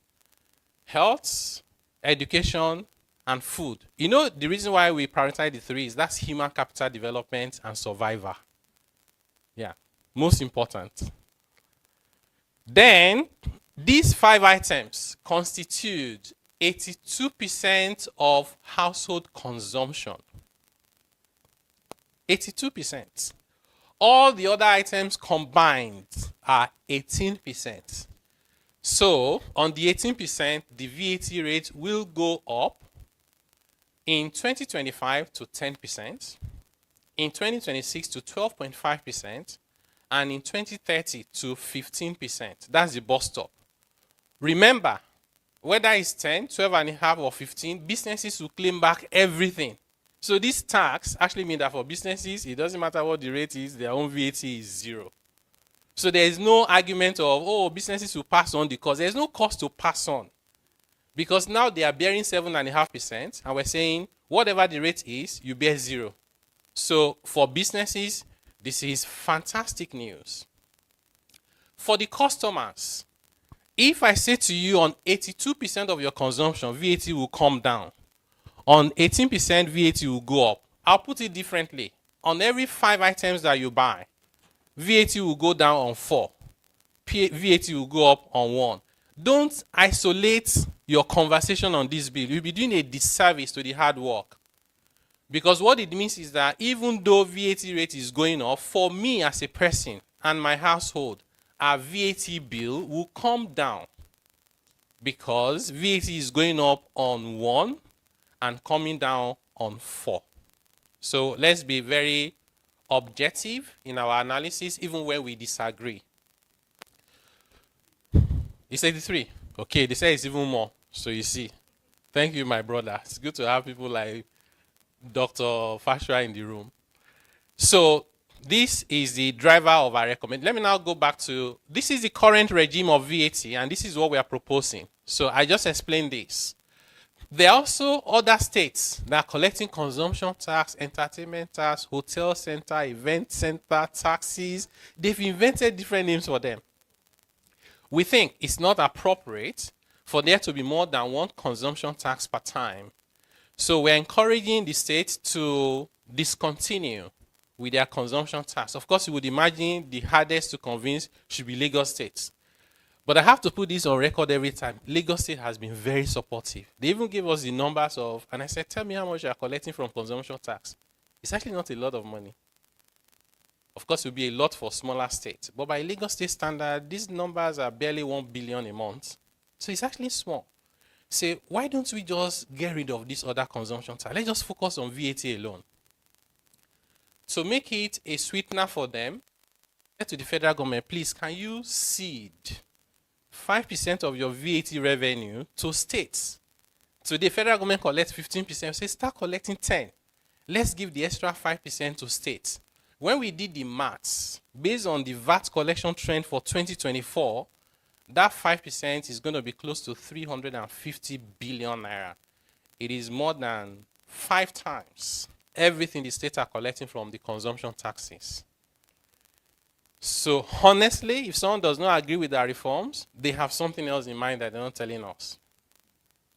So the other thing is, businesses carry the burden of VAT. We've discussed that. Small businesses have smaller thresholds, so they have the burden. We've raised it. With our threshold, 97% will no longer have to worry about VAT. VAT refund takes forever. I spent over 20 years in the private sector doing consulting. I got tax refund only once in my entire career. In South Africa, you get refunds in 72 hours. Right? They proudly put the number of hours there. It's too embarrassing to put it in days. 3 days. In Rwanda, you get it before you apply. They just see your account and they see that your input is more than your, they credit you. Yeah, they just like, it must be that you are asking us to pay you, but you haven't had the time to ask. Yes. I'm extremely, extremely proud of Rwanda. They're the most impressive of all the countries, including foreign countries. Of all the countries we understudied, Rwanda Revenue Service is the most impressive. The way those guys use data is unbelievable. They even have how they categorize taxpayers. So this default payment is level A. So if you're a very compliant taxpayer, you get refund before you ask for it. And I think we can do that in Nigeria. Let's reward doing the right thing. Then we are saying under our reforms that government should pay VAT refund without an audit. You know where the biggest problem is the audit. The audit does not have beginning, does not have end. Is VAT refund you want? We ask you for withholding tax schedule, PAYE, company ledgers. What are we asking for? What are you asking us? Sometimes when you are frustrated, you now say, I apologize for asking for this refund. You can't build trust like that. So we're saying, pay refund before you find out, before you ask questions. But we also know that we can't just say everybody is honest. What we have now done is increase the penalty for making false claims. God help you, you go and do false claim. You pay the penalty, you pay the interest. The penalty is huge. So which means on your own, do your audit before you come and ask for refund, right? You can get expert to help you if you are not sure what it is. Then exports, only goods are zero rated. So we're saying zero rate everything, services, exports, intellectual property, incorporeal, anything we are exporting other than oil and gas should be zero rated. Then we fight evasion by using fiscalization. So this is the story of our VAT reform. How about the revenue sharing formula? I know it's really not your problem because CFOs are not bothered about how you're sharing between government is the least of the problem of tax consultants and CFOs. But it's good for you to know. Today in Nigeria, VAT revenue is shared 15% to federal government, 50% to state, and 35% to local government. In 1986, the military introduced sales tax to be collected by states. 5 years down the line, in 1991, states were struggling. They were not making any headway. The military set up a committee headed by the late former president of ICANN, Ijewere. Military said, why is this sales tax not working? Should we be thinking about VAT?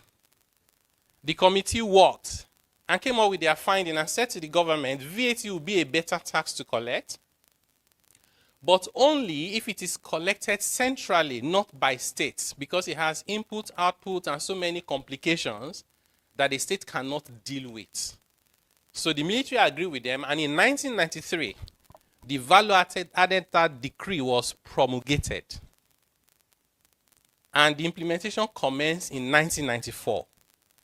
It was collected centrally, and the federal government kept 15% to cater for the administration, capacity building, whatever you want to think about, and to give 85% to the subnational. By 1999, we have the Fourth Republic. We needed a constitution that the military had suspended. They put some Nigerians together, and those Nigerians went into 1979 constitution and replicated it. In 1979, there wasn't VAT. By 1999, we had operated VAT for 5 years, and it was becoming our top revenue yielding tax in Nigeria. But they forgot to put VAT inside the 1999 constitution because they were replicating 1979 constitution. Lawyers will tell you if something has not been mentioned in the constitution, it's a residual matter, and that is for the jurisdiction of the states. That is why Rivers State went to court. It was easy to win. Lagos State went, they won. They enacted their VAT law, both Lagos and Rivers State. I read both VAT law and I panicked because the level of danger ahead is scary. Those laws were worse than the original version of our 1993 decree, taking us back to the colonial eras. Threshold, there was no threshold. Just go and meet vulcanizer and say, okay, you never file VAT. Your tailor is in trouble, even your barber. Take the machine away. Rate of tax, input, output, everything convoluted. And these are like the two most resource states in Nigeria are already getting it wrong. But why is that? Because these states believe that they are making so much contribution into VAT pool and getting little back, which is partly correct and partly incorrect. It is correct to the extent that economic activities in Lagos is expected to be more than anywhere else in Nigeria. But what should it be? We don't know. We have an idea of what it should be. But what is it? The data shows that Lagos State alone gives almost more than half of VAT revenue in Nigeria. But that's because VAT derivation is attributed to states based on where the taxpayer is making the payment of the VAT. When I was a middle-level associate, we used to do VAT based on branches. So banks, the likes of Nigerian bureaus, will do like, a bank will file more than 300 returns. Everywhere you have a branch, you find the next office and do your VAT there. It was a nightmare. When we move to central filing, say file only one return. Usually you do that at your head office because that's where your finance department is. We lost the data that we were collecting about where those activities were taking place. So we solved one problem and created a new one. But that new one is not the business of the business community. So they never complained about it. What's your business with how they calculate derivation? So the derivation that is attributed to Lagos, to Rivers, to FCT are inflated. Because when MTN pays VAT in Lagos, they're paying VAT on the calls that are being made across Nigeria, from Kano to Ekiti to Oyo to Zamfara states. Why should all that credit go to Lagos State?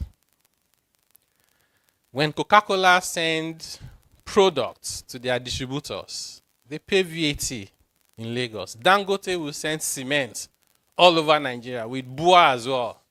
They pay all the VAT in Lagos. So our view is that that derivation is distorted and it should be corrected. What should we do going forward? Let's trace the VAT to the place of consumption and give the credit to that state where the item has been consumed. And because of that correction, we should then allow a state to keep 60% of the VAT derived within their jurisdiction. Today, the amount of VAT that is to the credit of state and local government is shared as follows: 20% derivation, 50% equality, and 30% based on population. We're saying going forward, derivation should be 60%, population should be 20%, equality should be 20%. To be honest, we're very proud of ourselves when we came up with this idea. We thought we would be commended by all the states, apart from Lagos State and maybe River State. So in our view, the tough conversation will be with Lagos State. And so we did. We went to the Governors Forum. You know, our leaders they're always very busy. When they had time for us, they gave us, I think it was 15 minutes.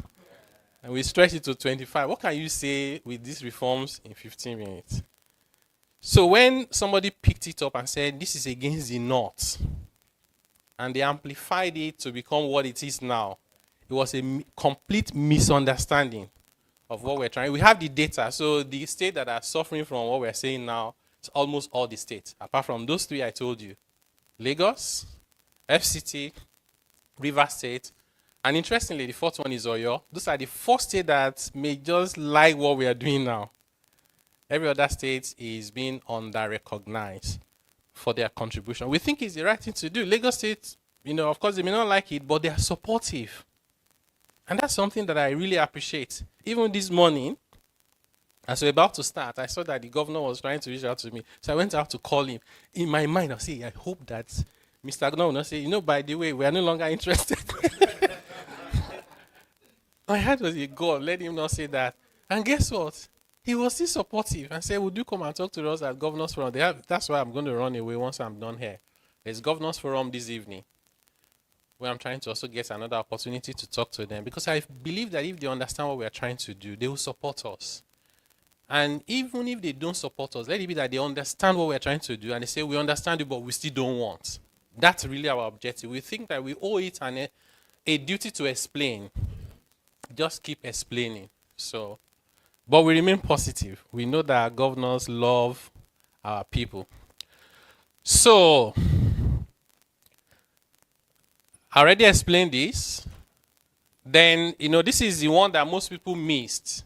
So in the new law that we propose, there's a section 2212 of the Nigerian Tax Administration Bill that says, for the purpose of attribution, any return under this section shall provide details of derivation of taxable supplies by location in a manner prescribed by the service. So when you are submitting your returns as a company, if you have distributors, you tell us your VAT is this amount, and for this month, I send products to XYZ distributors in Ekiti, in Ondo, in Yobe. These are information that you already have in your system. We are not asking you to do anything extraordinary. Just give us that data so that FRS can pick your VAT and attribute it to the states. So, but if you think there will be any complications, that's why we've called the CFOs. Let us know so we can work out the language and the details. So this is just a scenario analysis to say, if MTN, by the way, MTN is by far the largest contributor to VAT revenue in Nigeria. The gap between them and second is like heaven and earth apart. So the second largest payer of VAT is Dangote. The third is Airtel. Okay, so we have the top 20. The top 20 alone are contributing like 90%. So we thought that if you analyze the top 20, you are good.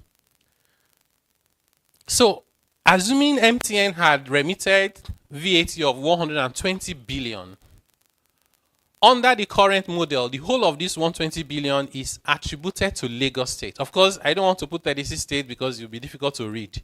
So we just put one state per geopolitical zone. So just for the sake of our analysis. This 120 is allocated to Lagos entirely. Nothing is allocated to the other states.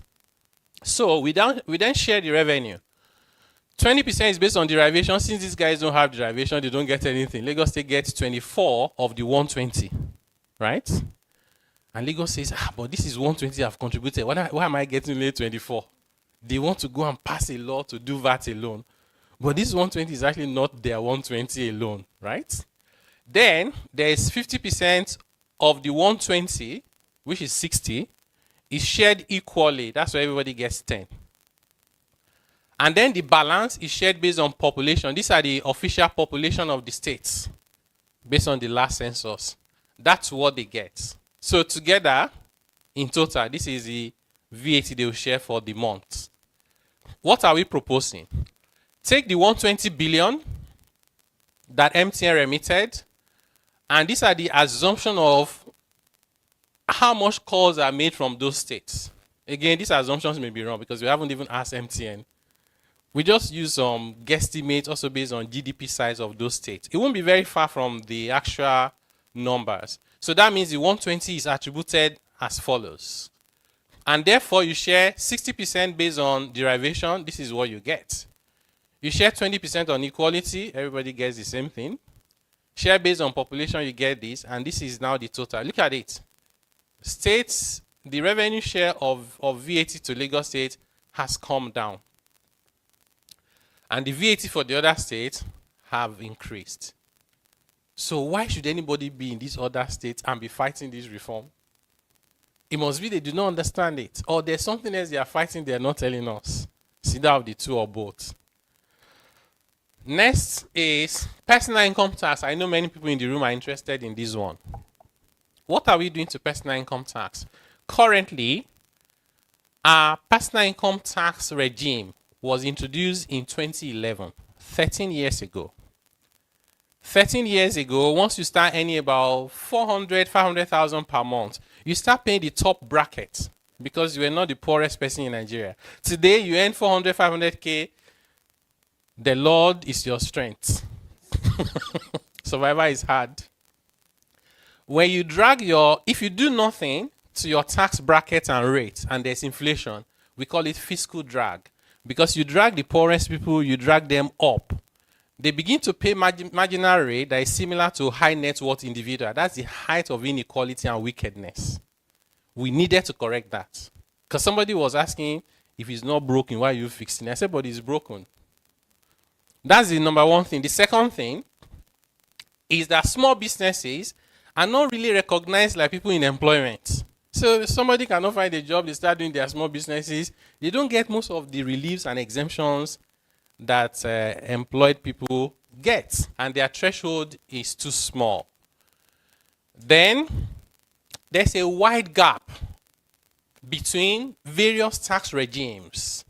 If I set up a business today and it's called Taiwo Enterprises, to produce bottled water, and I'm a honest Nigerian who tries to pay all my taxes, the maximum income tax I will pay, even if I make 100 million naira a month, is 19%. A little less than 19, but let's work with 19. Should I go and make the mistake of setting up Taiwo Nigeria Limited with CAC? That my tax immediately goes up from 19 to over 40%. I haven't done anything wrong. It's still the same business, but I've tried to formalize, and then I get punished.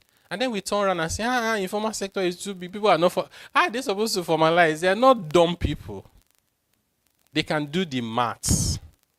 So we're saying, if you really want people to formalize, you must make sure that the tax burden is not too significantly different. It was a major reason for bringing capital gains tax into income tax. It was a major reason for reducing company income tax from 30 to 25. It was a major reason for increasing the marginal rate for personal income tax to 25. I know many people don't like that 25, especially the rich people in the room. Before you get to 25% personal income tax rate in Nigeria, we have a model actually. So I've asked my team to see how we can put the model on the website. So when you go there, just put your salary there per month to tell you what you are paying now and what you pay under the model.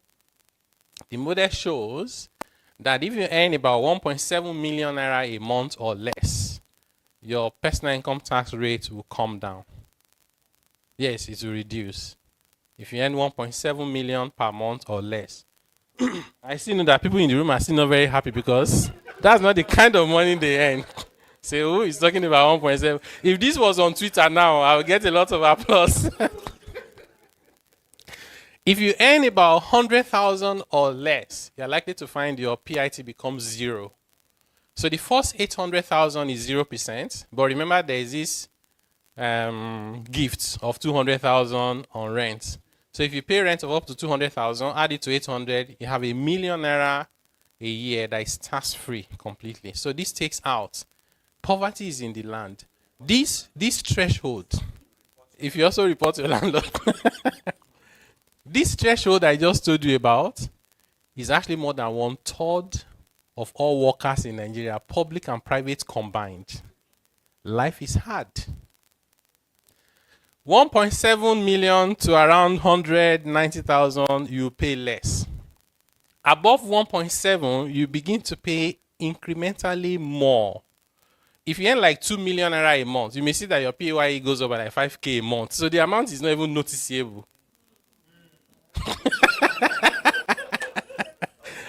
See people earning 2 million, they don't want to pay 5K more in a month. We know life is hard for everybody, honestly. So, but we just need to, this reform goes beyond. That's why we're trying to set the context. So you know what's driving our reform. Before you get to 25%, you must be earning close to 20 million naira a month. Yes, but not many people are earning it. That's the point. The percentage of workers in Nigeria who earn 1.7 million naira or more in a month is less than 10%. Yes, it's actually less than 10%. In fact, it's less than 5%. Things are hard. You don't know it. I know that, I'll be in that class of any more than 1.7 million, right? I know even for me, it's hard. Band A bill alone in a month. It was my annual salary when I started working in a month. And those of us who are working and earning those kind of 1.7, you have a whole community that you cater for. The bills, the black taxes you pay. There's also the implicit tax because government is not playing their role. We know. But we say if you take a medium to long-term view and all this reform work, you find things become easier as we go along. And that's when we now, because if you use the lenses of today to reform for tomorrow, there'll be a disconnect. So those little sacrifices are the one we are pleading to you to please understand where we're coming from. But really, if you earn like 20 million a month, should we be begging you? So someone says, why did you take personal allowance rate away? I'll put the question to you this way. You have a job offer. Job offer A says, okay, I'll pay you 5 million naira a month No breakdown, no story. Are you good or you are not good? You say, okay, wait, I have another offer. This offer says I give you 4.5 million a month. 1 million is for transport, 2 million is for accommodation. There's entertainment, there is inconvenience, hardship allowance, 4.5. Which one would you take? Who is interested in the breakdown? I'm interested in the 5 million. So the personal allowance, personal relief, consolidated relief allowance is a waste of time, unnecessary complication. We want to get to a regime where someone who does not have more than primary education can file their returns without having to find, because they can't even pay a consultant. Filing compliance in Nigeria is less than 2%. We don't file returns. So we thought a way of simplifying it is take away all those personal relief allowances, consolidated relief allowances, just make it easy. What's your income? First 800,000, first this and that, next that and that. That's why we took it away. But it does not mean that we have increased the burden. So I've seen some tax consultants say that and I've been disappointed, really, because it's not the relief and allowances that matters to me. It is the effective tax rate that I pay. So we challenge anyone to put the table we propose into a model. Compare with your current model and see whether we are wrong or not. Challenge us. Just send us a note if we are wrong. The highest rate now is 25. Yes. Yeah, so that's why I'm being open with you. There's a slight increase. Exactly. And that's for the rich people. And I just told you, I attended an event. I attended an event for economists in the FCT. And someone said, so no, there's no middle class again. I said, sir, let's agree that there's no middle class. In this room, you flew plane to come to Abuja. Some of you are staying in 5-star hotels, right? So, and I know you are not the poorest people in Nigeria. So you must be the elite, or you agree with me that you are the middle class. So it is not right statistically to say there's no middle class in Nigeria. There is middle class. Middle class is not established globally based on income level. It's established based on what you can afford with the income that you earn. If you earn $1,000 per month in Nigeria today, your $1,000 in Nigeria is worth more than $4,000 in the US. I'm saying that the person that is earning $1,000 in Nigeria today, we have savings. The person that is earning $4,000 in the US will be in debt. So that's why it's situational. It's based on circumstances. I'm not hoping that I'll be able to convince you, but I'm hoping that I'll be able to explain to you the logic behind our recommendation. Okay, so the other points are there. I've been reminded that I've overspent time. So the other contentious issues are development levy. I've explained that. We're not proposing scrapping of TET fund or NASENI or NIDA. No, we have no such powers. It's not within our mandate. Excise services on excise on tax, excise tax on services I've explained, small businesses I've explained, harmonization of agencies. We're not merging agencies into FRS. We think that will be a gradual process if it becomes necessary. But we want to integrate how they administer revenues so that when you import something, you don't under-declare and then over-declare to FRS. And there are some agencies that should not be collecting taxes. We think they should stop collecting taxes and focus on regulation, which was the reason they were set up. I've explained the free zone to you already. So the other bills will be fast. So this bill that we just discussed now, is more than the other three combined. Okay. So the others are really just administrative, so it'll be quick. So the tax admin bill is trying to harmonize our identity. So we'll be using NIN for individuals, company registration number for companies, and then we'll find something for corporations. That will be the primary ID. So anything else you have is resting on that. So that is the data we use to connect the intelligence within the ecosystem. So if you do something on your phone, the system picks it, right? You go and buy things in the mall with your payment card, it picks it. You put money in the bank account, it picks it. You open an asset management account, picks it. Stock markets, picks it. You travel abroad, picks. You register a new car, picks. You build a new house, you have to connect. You ask for electricity. When you ask for electricity for connection, it picks it. You show up at the end of the year, say life is hard in Nigeria. Total income, total income is 2 million.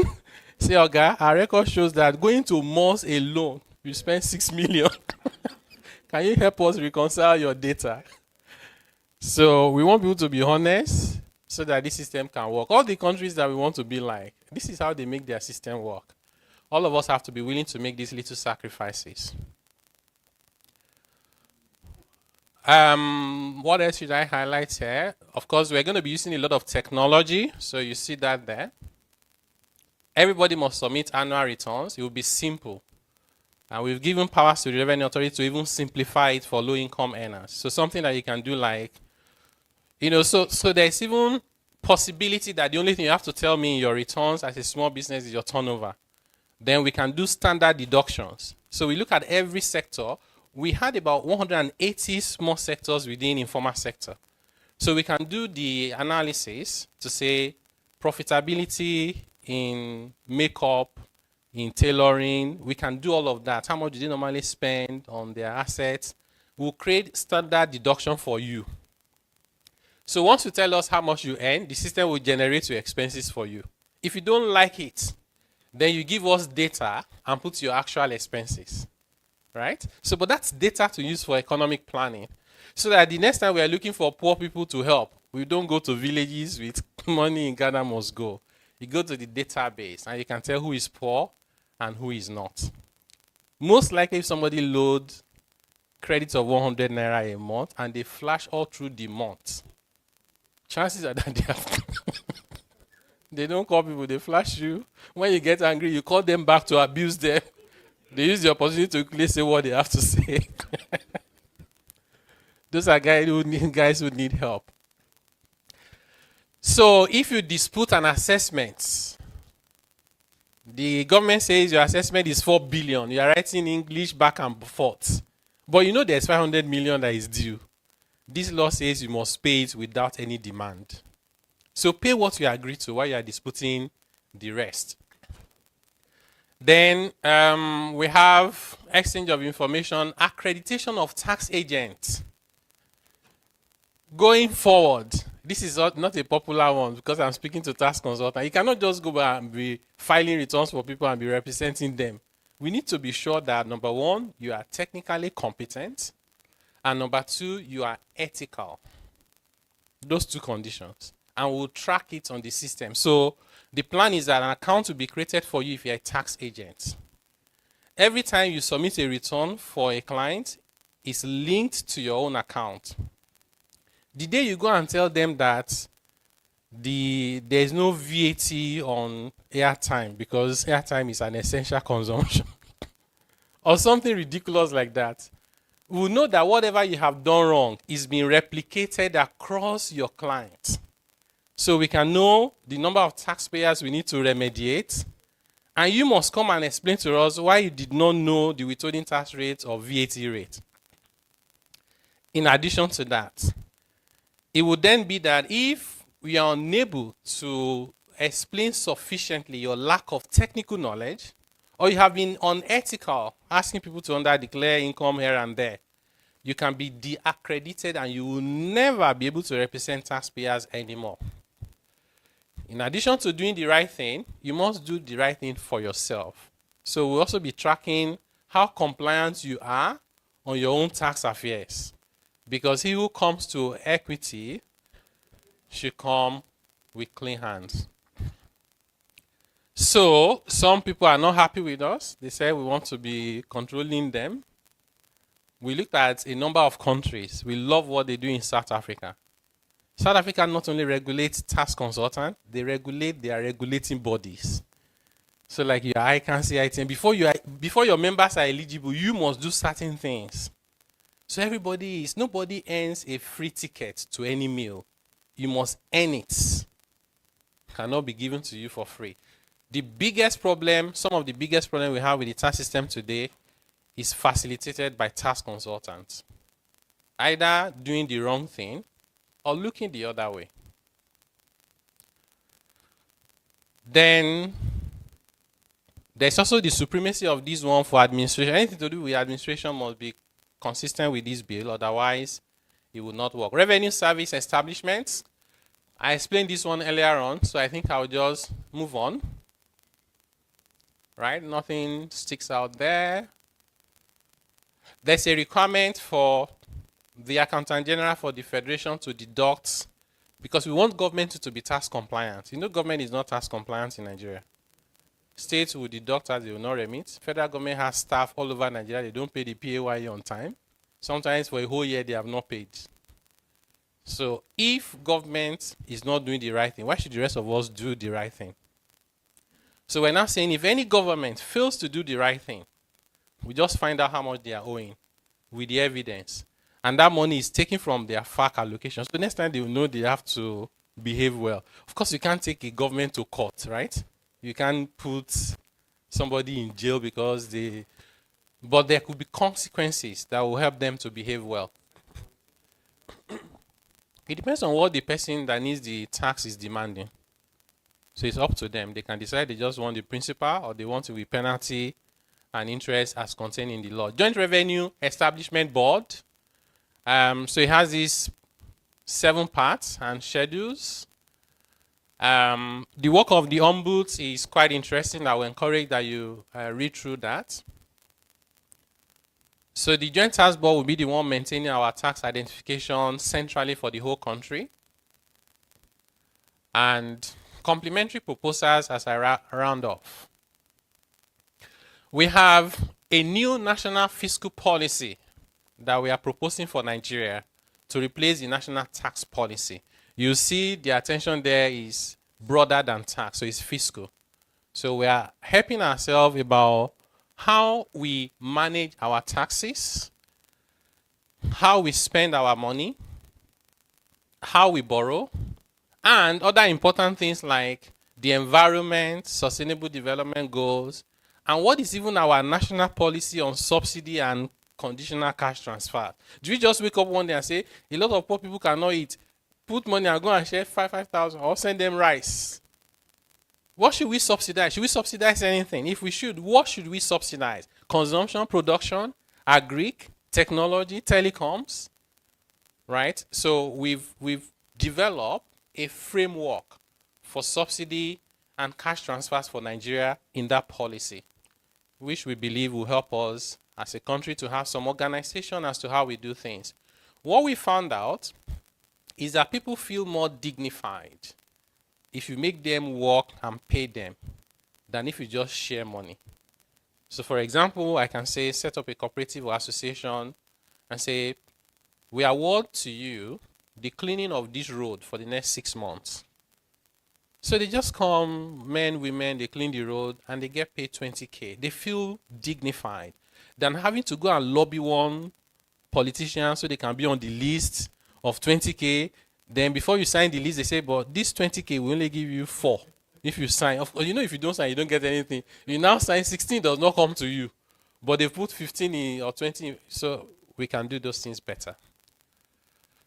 So how do you protect the poor? How do you use evidence for policy formulation? etc. We have the economic stabilization bills, which are trying to address short-term issues. Like, for example, the taxes, levies, and fees that Nigerian companies are asked to pay in foreign currencies about $3.5 to $4 billion a year. And that puts pressure on the Naira without adding to the FS liquidity in Nigeria. So we identified all the laws and we are amending them to say, pay your taxes and levies and fees in Naira. So some of the details are here, which we can have a look at later if you are interested. We sent 10 amendment bills to the National Assembly for the Constitution to be amended, including issues of how you deal with VAT, how we do with our budgets, how we implement treaties that we get into, requirement for elections. Of course, you can guess what the content is. You can't say everything, otherwise your reform will never pass. So presidential pardon, ministers of the federation, for example, today our constitution says that every state must have at least one minister. So people now complain that we have 48 ministers. Personally, I think that the problem is not the number of ministers, but I do understand that it does not send the right signal in terms of cost of governance. So our proposal says, instead of one minister per state, why don't we say you must have an equal number of ministers per each geopolitical zone, provided that no state has more than one minister. That's the complete opposite of what we have now, right? Which means one president might just decide to have 7 ministers, one per each geopolitical zone and FCC, and they're fine.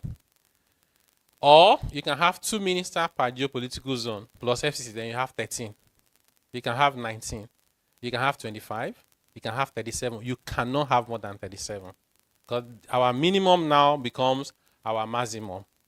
So we have those kind of ideas that we've sent to the National Assembly. Our ideas on the budget is transformative. We are so hopeful that those things can fly. It will change how we do budget, how we monitor how we spend our monies, and the benchmarks of what should be overhead, personnel costs, human capital development, infrastructure, not just capital. You know, today you can build new homes for lawmakers, for president, for VP, buy bulletproof cars. All of it is capital. But that's capital for private business, for a country. That's not capital that we're looking for. We're looking for infrastructure. You building roads, electricity, ports, providing water, and all of that. And then for local governments, we know they have their autonomy for financial autonomy now. We looked at the constitution on that 4th schedule, and they are supposed to be doing a lot of amazing stuff, including local government should provide homes for the homeless, not to go and be abusing them. See, it says homes for destitute. What do we do in Nigeria today? We see them as irritations. The way we behave in Nigeria, I don't know whether it's from a different planet. You go to the most vulnerable people. I say, what are they doing there? They make the city dirty. Let's get rid of them. Who does that? The Constitution envisages that you provide homes for them. And that's local government, actually. The streets, the roads, gardens, parks, lighting, drains, right? Public convenience, sewage, refuse disposal, all of this. And then in conjunction with the states, take care of primary adult education, agri development, health services. But many of the local governments are not even aware what they're supposed to be doing. You look online today, you will not find the budget of one local government online. Then it's too much expectation to expect financial statement that is audited. So why can't we? By the way, this constitution stuff, we are proposing that all these of collecting licenses and rates from radios, TV, trucks, wheelbarrow, right? We've gone past that. When I was a kid growing up in the village, my village, we only had 2 TVs. 2 families had 2 TVs. They were black and white. Those days when they had a whole cupboard for the TV and then they lock it, right? At 4 o'clock, it will start with those lines from NTA. So when you watch those plays, it's black and white. So those of us that were kids, you couldn't sit inside because that's for the adults and the elderly. On the window, you line up, you carry the other person, you put stool. That's how we watch those things. If you had a TV, you were a rich person. We could ask you to pay a tax. That was in the 1960s and 70s. In 2024, that is not the sign of wealth. Same thing that a bicycle is not the sign of wealth. So we have to go to the constitution and review it and stop taxing poverty. Then whatever is left there, let the local government develop a plan. For example, in my local government, we have 2,400 kilometers of road, for example. 2,100 is not paved. 300 is paved but requiring repairs. We have 18,000 households. 14,000 of them do have access to water, right? Sanitation. This number of households have no sanitation. Let's collect the data first. Don't go and build 1-2 kilometers here and say this is dividend of democracy. You've done 2 kilometers and there's supposed to be 2,000. If we are doing 2 every year, when are we going to finish 2,000? We can't finish it in our lifetime. That's what it means. So we're saying do development plan. Use that plan to do your annual budget. Use your annual budget to do your annual financial statement that is audited, including the auditor's report, and put it on a national portal. So you go to that national portal, you can find your local government and all the data.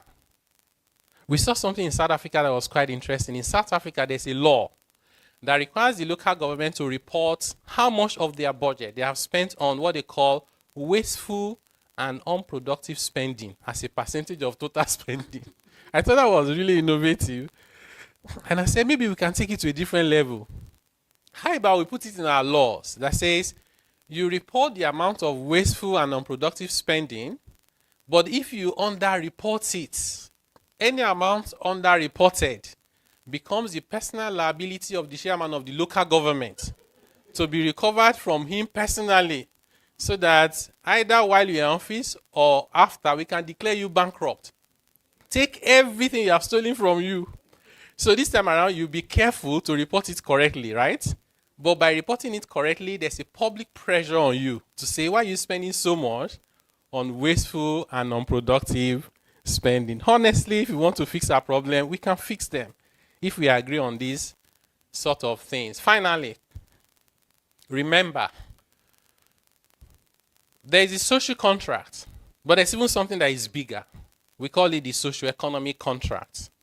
And we develop an equation that says taxes are not standalones, right? Taxes are the consequences of economic activities. They produce taxes. When you finish collecting the taxes, tax is a means to an end, not an end in itself. You collect taxes so that you can improve the lives, livelihood, and the well-being of the people. That completes the equation, right?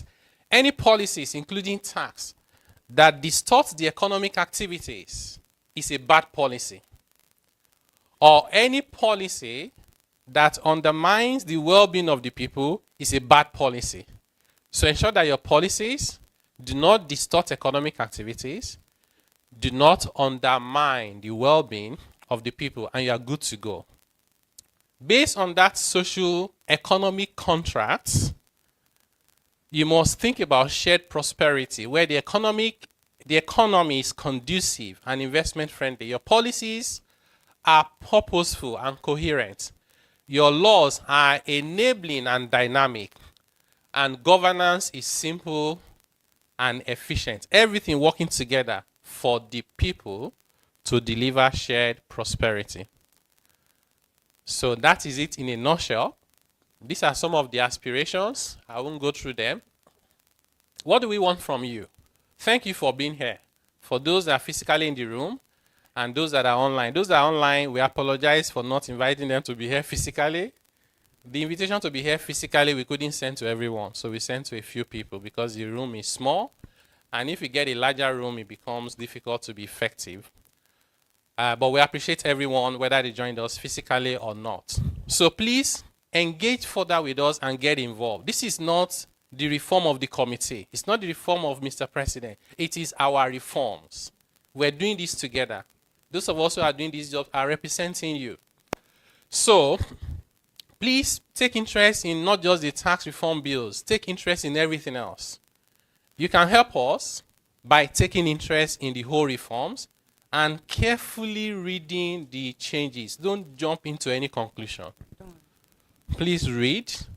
Consider all the proposed reforms holistically. Don't just say VAT is going up to 10%.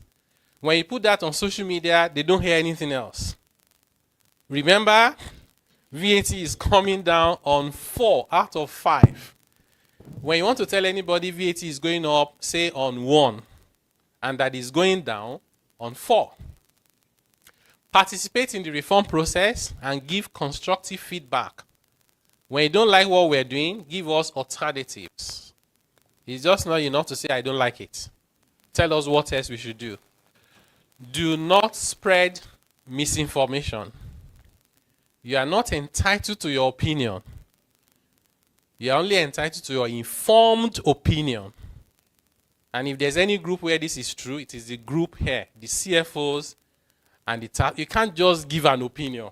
Give informed opinion so you do not mislead our people. You can follow us. We have a dedicated website. It's updated almost every day. So you see good content there. We have a resource center there. This is the QR code for the resource center. We have an email. Should you want to send us an email, you can send us a message on WhatsApp. Don't call, please. Just messages. Because the person handling it may not have the means to answer your question, but they have the means to direct your requests. LinkedIn, if you're up for social media, X, LinkedIn, Instagram, Facebook, we have a YouTube account, and you can please engage with us, and we look forward to those engagements. I close with this quote by Nelson Mandela, and it's a message to all of us. We have hopes, we have dreams for our country, we have aspirations, but we also have our concerns, or call them fears, of things that can go wrong, right? But how should we move forward? Mandela advises that the choices we make should reflect our hope, not our fears.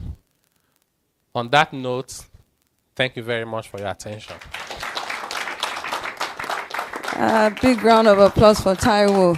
You really spent time in looking at those bills, and I know we haven't looked at everything. So we have some time left for questions, guys. See my guys at the back. So we're going to take questions from the room, and then we'll look at some questions online. Nikki already. All right. I don't know if there's a roaming mic, so do you want to... Yeah, we can take the questions together. So just give her. So good afternoon, everyone, and a special thank you to Taiwo. Special thank you to Taiwo. I'm happy I attended this session. I definitely got clarifications on a number of things, and I need to say a big thank you to your committee. A lot of work has been done. The thinking is very robust, it's very Nigeria-centric, and we'll see how we'll all support you as much as possible, so thank you. A lot of the reforms, I think they are very much in the right direction. Just a little maybe tweaks here and there, but I just want to talk about one major one. And you also mentioned when you are saying that some of the controversial one, which is the global minimum tax that we're implementing. The thinking behind it is understandable, because for multinationals to avoid profit shifting, let's set up that global minimum tax. But for the OECD also, you know, they put a threshold for companies that have made globally 850 million euros. If you convert that to Naira, you'll be in excess of 1 trillion Naira. So using our own base of 20 billion actually puts many companies in that bracket. And 15% of PBT is actually huge.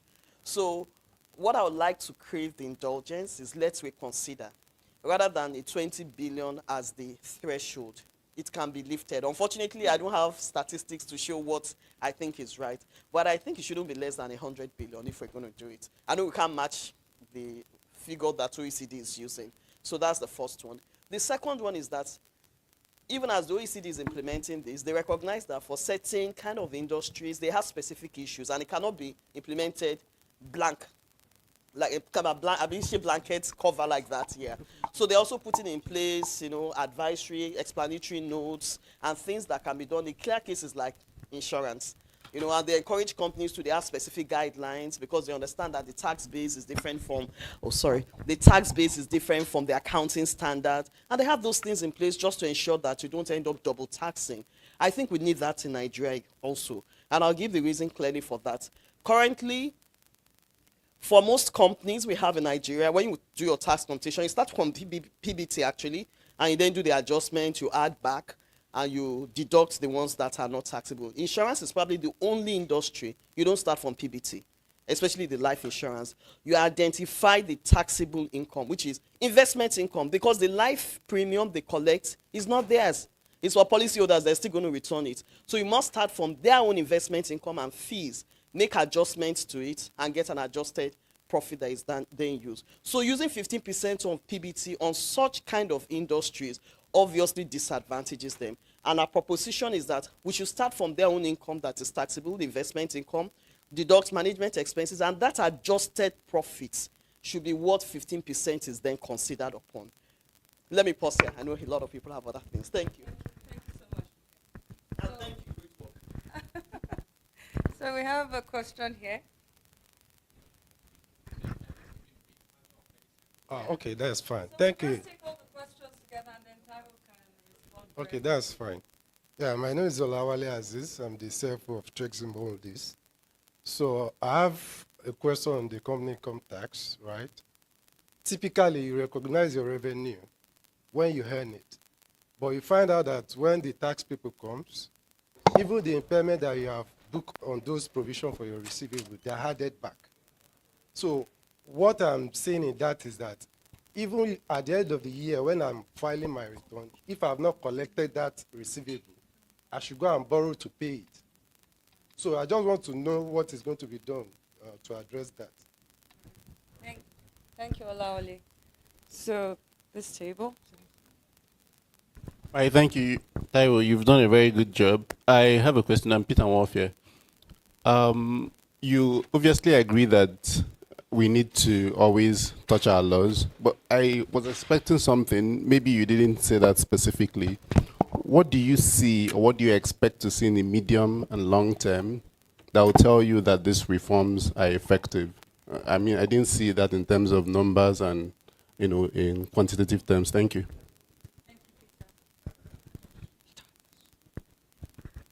Thank you, Mr. Taiwo, for the session. I think very quick question. What do you answer? Okay. Thank you for the session. I had a lot of structure. I work with VAT. My questions are quick. Is there a particular timeline for the VAT implementation and for the other reforms in terms of structure? What timelines are you looking at? I just want to be sure I'm not excluding those at the back.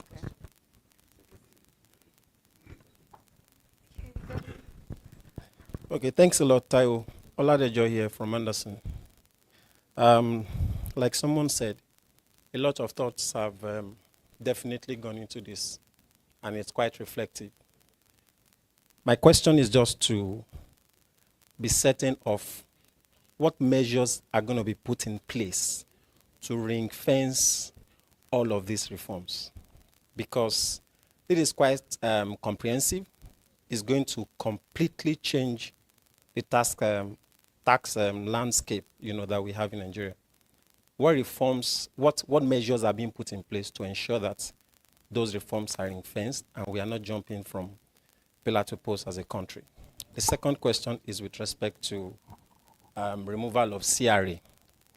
The explanation you provided with respect to your basis of the removal wasn't quite, wasn't specific. It was more like, why do you need the breakdown? Why not the breakdown, really? Why are we choosing not to focus on the breakdown?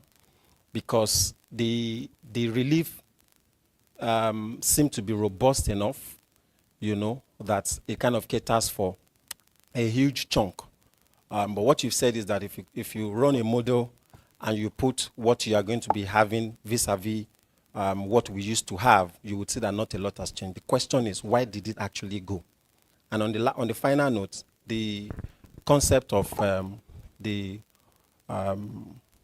ombudsman, I'm not sure you or the bill actually mentions who is going to be. Of course, it's expected that because it is central, and they are supposed to reflect the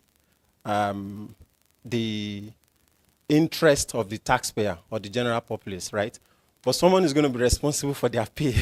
Okay, so the question? The question is, how are you going to be sure that the interest of the populace that they're supposed to protect is safeguarded? Okay. Because he who plays the piper really dictates the tune. All right, thank you. All right, so I'll just go quickly here, and then there, and then we'll come back here, and here. So 4 more.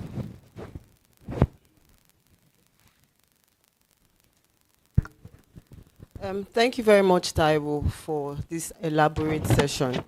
I work in the alcohol beverage industry, and we have a bit of concern around excise. I'm wondering if there is any opportunities to sort of simplify how we administer, especially the ad valorem on spirits, because that has created a bit of complexity, especially around determining the UAC. So I'm wondering, is it within scope of what you're looking at in the spirit of simplification? Then secondly is on the, you made mention around the software that would interface with businesses. My concern is around cybersecurity, because in recent times, a lot of the attacks companies have had are from remote softwares that interface with their businesses. So how do we intend to safeguard it, especially because it's from the government? And I'm not saying that security experts, they are not on top of their game, but we tend to have those kind of exposures. So those are the two questions I have. Thank you. Thank you.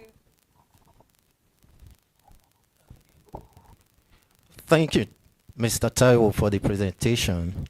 So my concern is on the fiscalization aspect of this reform, which is very exciting. I am from the QRS space, and the fiscalization is not new to the QRS space, in that FRS has attempted to fiscalize in this space. However, my experience is most of the software they use, the integration with the company software were very inadequate, and it was a big issue. Even up to now, this system has not been completed, and there were a sourcing of this fiscalization. So my concern now is, how are you going to integrate this? Is it going to come through consultants and the rest, and even the issue of cyber security and the rest? Thank you. Thank you. All right, so the one question there and one question here. And then Taiwo, you can. All right, Kenneth Erikume from PwC. Just a few additional questions. I would want to congratulate the committee as well. Brilliant work done. 3 questions. The first one is on dealing with the issue of the global minimum tax. I think there are 2 conditions. The first one is the multinational enterprise. And we also have some Nigerian headquartered companies that are multinationals, and by that definition, their subsidiaries could be caught. Nigerian subsidiaries could be caught by that 15%. So tweaks again. Then the issue of taxing the fruit, not the seed. There are some industries that are expecting a bit more in terms of the reforms. I think you mentioned the gaming industry as an example. Now there's an excise, but they pay something to National Lotteries Regulatory Commission, to the state. Looking at the principles for the reforms, harmonization is key, and ensuring that, I know there were some safeguards which you mentioned, but those safeguards requires them to actually enforce their rights, which could be complicated. And then the final one is, hopefully there's stabilization in terms of the economy. But some of those absolute numbers, when we're talking about thresholds and things, how would they be dealt with going forward? Thank you. Thank you, Taiwo, for such a wonderful presentation. My name is Emeka Chime from PwC. Maybe not to overflog the minimum tax question, but I'll just add on to it. Like you presented, companies that are solely focused on exports, enjoy the exemption, especially where they're set up in an export processing zone and free trade zone. So just to understand the intersection of this minimum tax, and that, because there was no clarity on whether they will also fall under that tax. And also something that wasn't really touched on today, because there are many non-resident companies, especially the ones that create significant economic presence, right? So all the digital companies, and maybe the others that don't provide digital services, but also have a significant economic presence because they provide other services. And their obligation under Nigerian tax laws, for example, to withhold. So just to summarize, those kinds of companies, are they required to withhold taxes when they pay taxable persons in Nigeria? Because under the previous law, there was a condition around you have to be operating the payee scheme to withhold taxes. That has been taken out. So these guys don't operate the payee scheme, but they are outside Nigeria. And many of them are wondering whether they should withhold, especially, like I said, the ones that have no nexus with Nigeria other than the fact that they have an economic presence as defined. Thanks. Good afternoon, everybody. My name is Jamil. Thank you very much, Mr. Taiwo.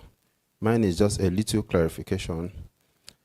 This is on interest paid disallowance, disallowing interest paid on related party loans. So if it's from a non-related party to be allowed, but if it's related party, my clarification is it going to be the excess interest rate on the market interest rate or MPR, or is it going to be a total disallowance of any interest paid on related loans? Thank you. Sorry.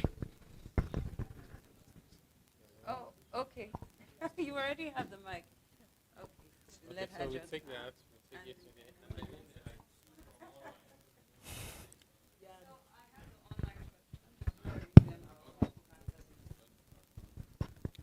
Okay. Good afternoon. Thank you very much, Taiwo. My name is Funke. I'm from Nigerian Bottling Company. I have one question, and it's with respect to the Finance Act and all the policy, the fiscal policy measures that we usually get from the Ministry of Finance. Now, what happens with the, if this bill is passed, should we still expect all this annual Finance Act, that we get? And also the existing ones, are they already incorporated into this new bill, and those will be repealed as well? That's my question. Thank you. All right. I'll go first. Thank you. Mine is just around two things very quickly.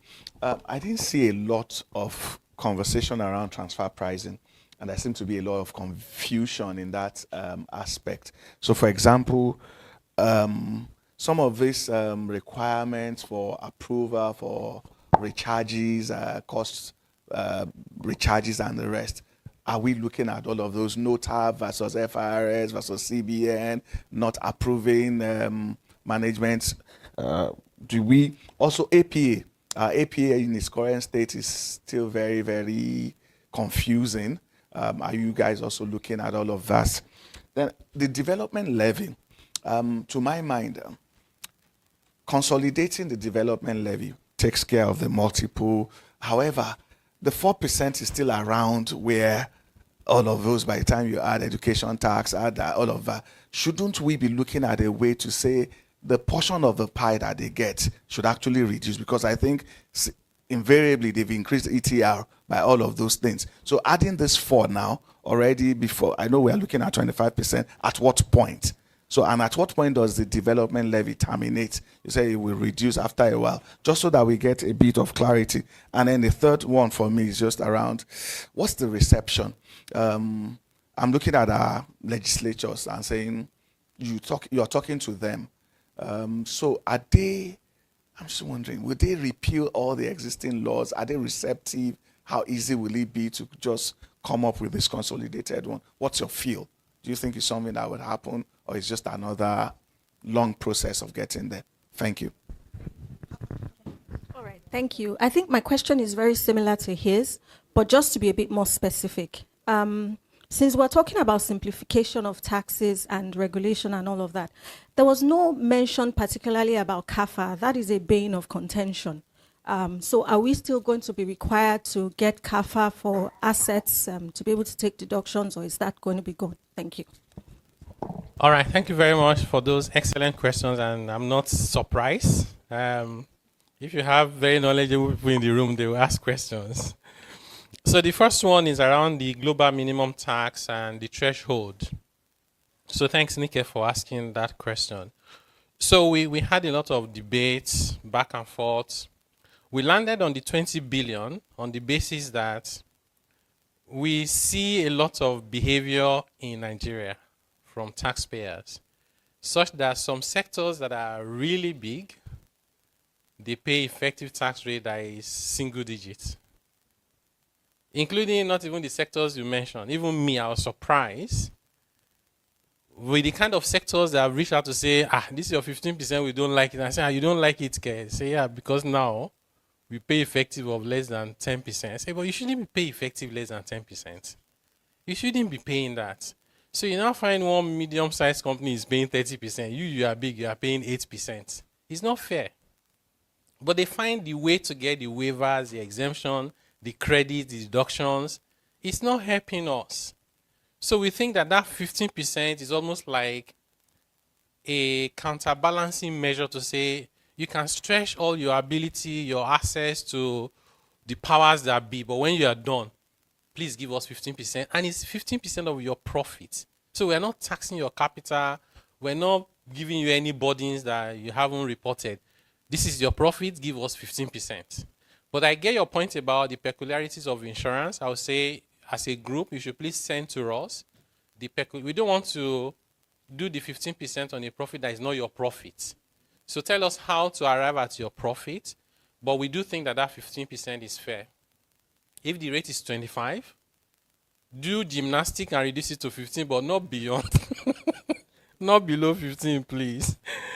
Then the other one is for CIT, what's the treatment of impairment and receivables? Again, another interesting debate we had in our committee. We had receivables, impairment, and inventory.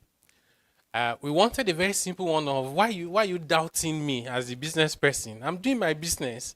You can't say I'm fraudulent, I'm lying, I don't want to pay tax.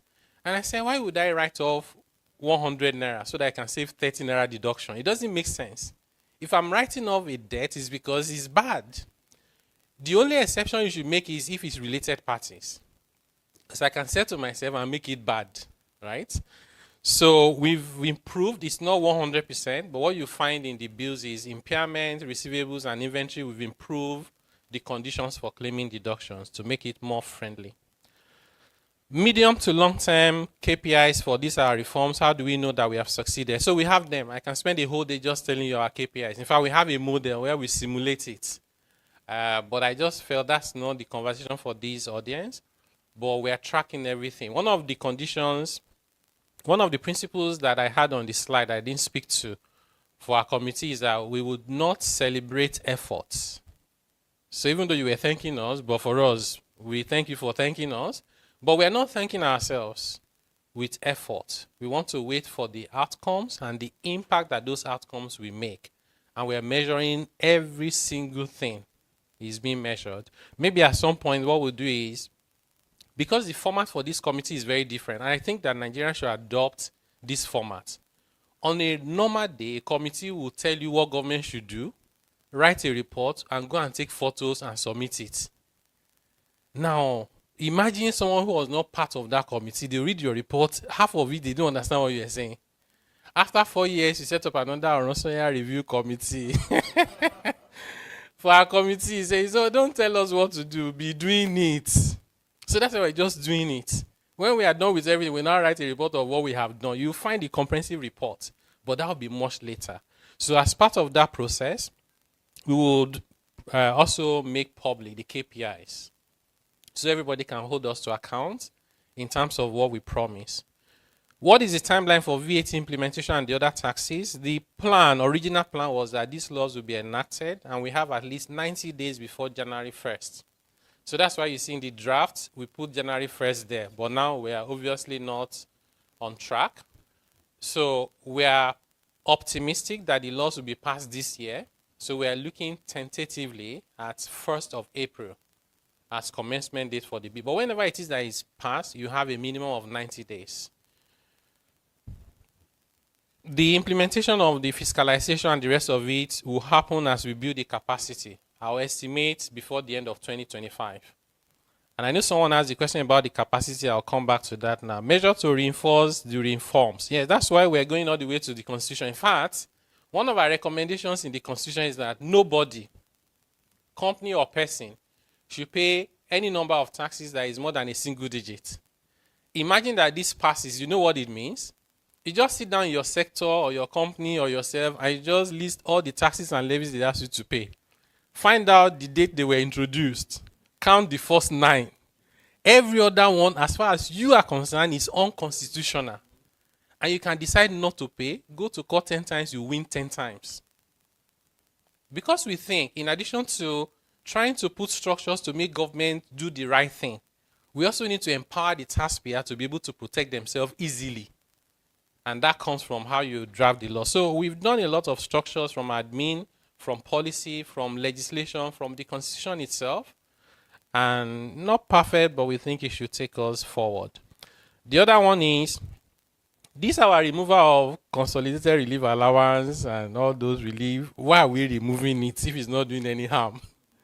So that's what I heard from my friend. And it's a very valid question. But what I'm saying is that we can leave this meeting now.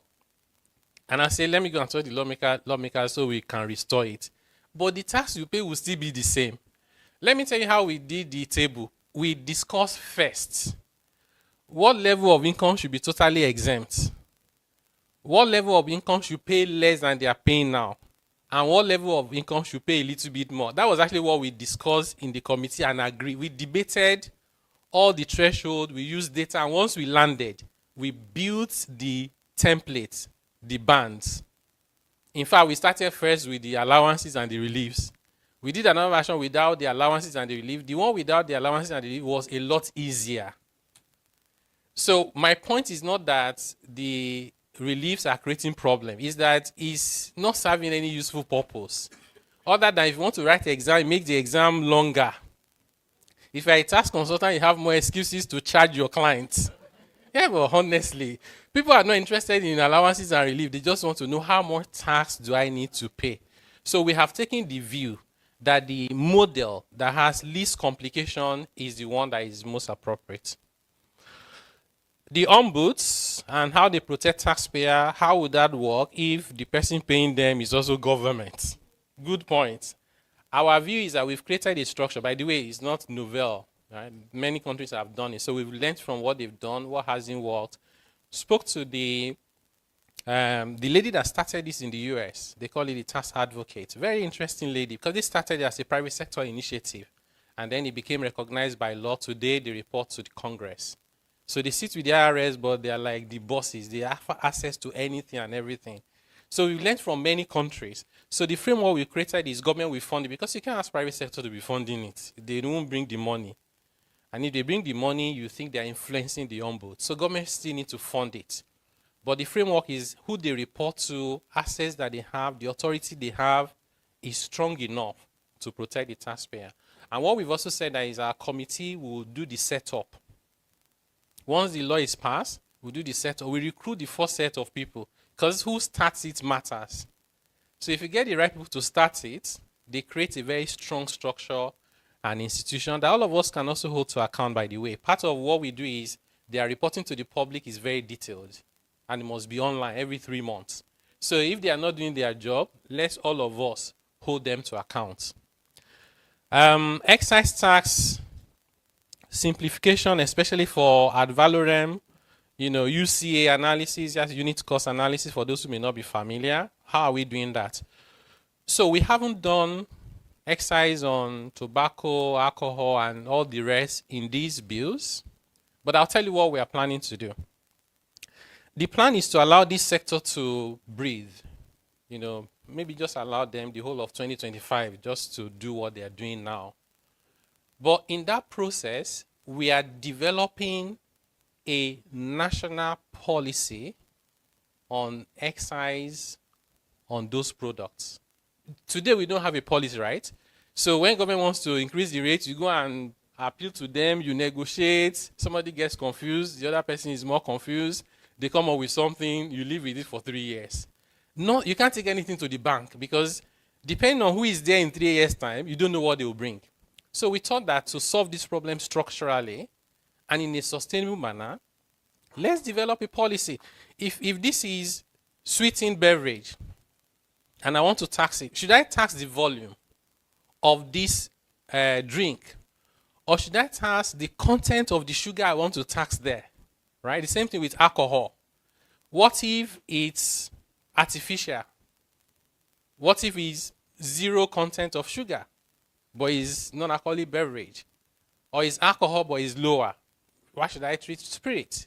So there's so many things that goes into that. Should it be ad valorem? Should it be specific? Should it be a combination? At one point, should it be imposed? On what value? Who should administer it? So there are a lot of issues there, and we want to just have a framework for Nigeria. And one thing I can guarantee you is that the industry will play a significant role. We want to listen to you, bring data. We'll argue everything out. At the end of the day, we'll say what is good for our country, and that's what we'll do. We had an interesting debate recently with some sectors trying to promote 20% tax on non-alcoholic beverages. They are so very aggressive with their advocacy. They say, see, we are not emotional, just being data. Now, their point is that sugary drinks cause diabetes. Okay? Can you give us the data? So, sugar can cause diabetes. Then they have a broader communication issue around non-communicable diseases. I said, now you're complicating it. There is non-communicable diseases, and they're not all diabetes. So, tell us what percentage of non-communicable diseases is caused by sugar. Okay? Once you find this, and what kind of sugar, God bless you. Once you find the sugar, you now say, this sugar, what is the source of the sugar that is causing the diabetes? There's the one that comes from carbohydrate, there's the natural one, there's the added one, there's the artificial one. I can just go now to my mom and pop shop, buy sugar, add it to gari, add water. That's sugar drink that I'm taking is sugar sweetening, right? I don't pay tax. So my sin is to set up a company and do a beverage. Say, tell us exactly. Maybe this problem you're trying to fight is 1% of the problem. So data will help us to develop a framework for that industry. So whatever work you need to do, I've given you the expo now. Do the work. You don't come with data, we are not emotional. You come with data, we'll respect it once we can validate. Once we have a framework, it means everybody can go and relax. You know what will happen, when it will happen, and how it will happen. The next one is, this one that we're doing technology and government is going to be connecting all over the place. Is it safe? Because that's what you were asking diplomatically. The answer is it is safe. The answer is that it will be safe. We are very mindful of what we are. You know, anything we are doing now is nothing compared to what we are planning to do. So we're very mindful of it. That's why I said to you that we're even starting with the guys who power those softwares and applications. And by the way, Nigeria is not the only country where they're doing this. How is South Africa doing it safely? How is the HMRC doing it and it's safe? So we're speaking to the guys who power those countries where they work very well. And then we're speaking to our people in terms of capacity building, access control, protocol for assessing it.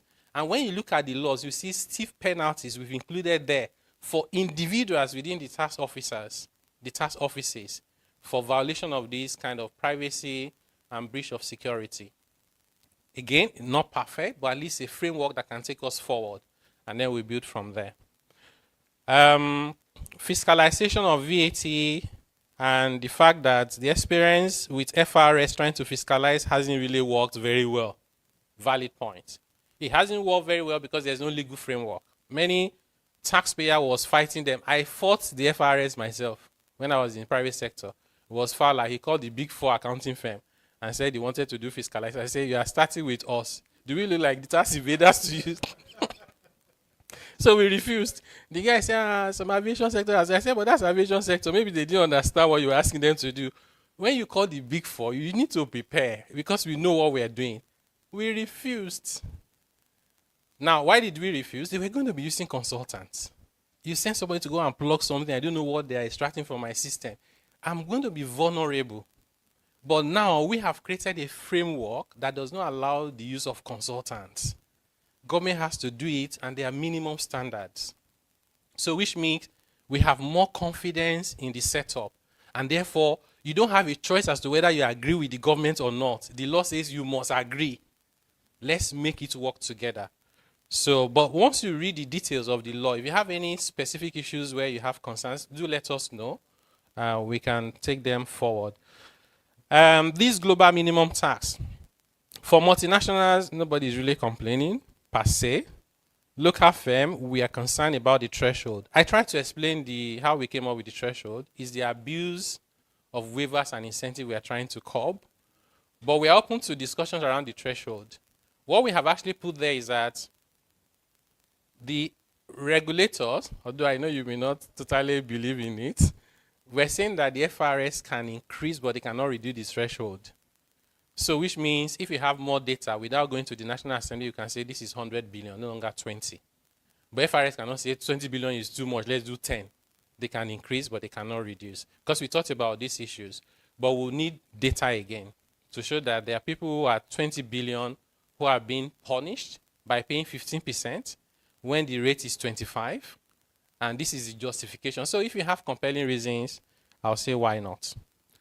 For gaming and excise on gaming, they pay other things to their regulators and everything is just too plenty. How do we harmonize? So we're discussing with that sector. We think that the primary one should be the taxes. We shouldn't let go of taxes so that regulators can collect their own. No, it should be the other way around. Set the framework for tax, and then the regulators should stop collecting. So at the moment, there's withholding tax, which is not really on them, is on the people who win.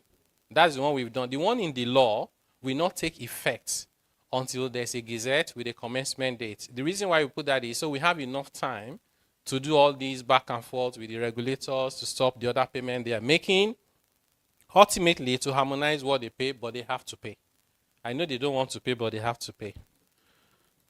Then there are issues to do with the absolute numbers. So this was another interesting debate we had at the committee. So when you put 10 million, 15 million here and there, and then after 5 years, it's looking like 2,000 naira, right?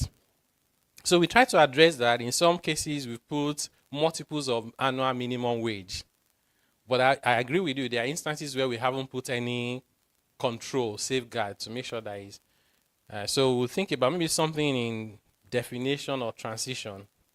But if you have any idea of, because we don't want to be linking things to dollars inside Nigerian laws, it will look like you don't trust yourself. So we're looking for other things that we can use as a reference that is not too controversial or difficult to determine. We talked about, GDP per capita. We talked about minimum wage. We talked about what again? We talked about a few things. It wasn't very straightforward. This minimum tax and people who export and free zones, what will happen to them? If you are a company in Nigeria, do anything you want to do, including exporting. When you are done, come and pay at least 15% of your profit. That is our plan. That's what we have as proposals there, right? So if you are in Nigeria and you are doing only exports, just go to the free zone, isn't it? If you are in Nigeria and you are doing export, it means it's not only exports you are doing. So just give us 15% of your profit. Then, non-resident companies who create significant economic presence and all of that, should they do withholding tax? You shouldn't. If you are not on that list, don't do withholding tax. So what we've done is to create a list that says, if you are doing this, if you are doing that. But if you have a payment agent, that payment agent is in Nigeria, they have to do withholding tax. Otherwise, we'll create a loophole for you not to do withholding tax. So I'll just say, my name is ABC Limited, but I just find one guy who likes to make payments, he's paying for me. So we stop collecting withholding tax. No, we don't want to do those loopholes. Interest deductibility. We're not looking at how much you're paying, whether it's MPR plus, whether it's SOFA, whether it's whatever it is. Pay any rate you like. When you're done, we'll say, how much interest have you paid to a third party? How much interest have you paid to a related party? The total amount of interest you've paid, the absolute amount you've paid to a related party, what percentage of your EBITDA is that amount? If that amount is more than 30% of your EBITDA, the excess is disallowed and can be claimed for the next 5 years, provided that in every year, it does not exceed 30%. The reasoning behind it is that if it's really related party, and they're using it for a long time, that means you are thinly capitalized. What they needed to do is give you equity, not continue to give you a loan, because that allows them to extract too much before they pay taxes. So that's what we're trying to stop aggressive avoidance and planning. Should we still expect annual Finance Act? The answer is no. So that's why we also advise the government not to do Finance Act for 2024. We think the Finance Act is creating too much uncertainties.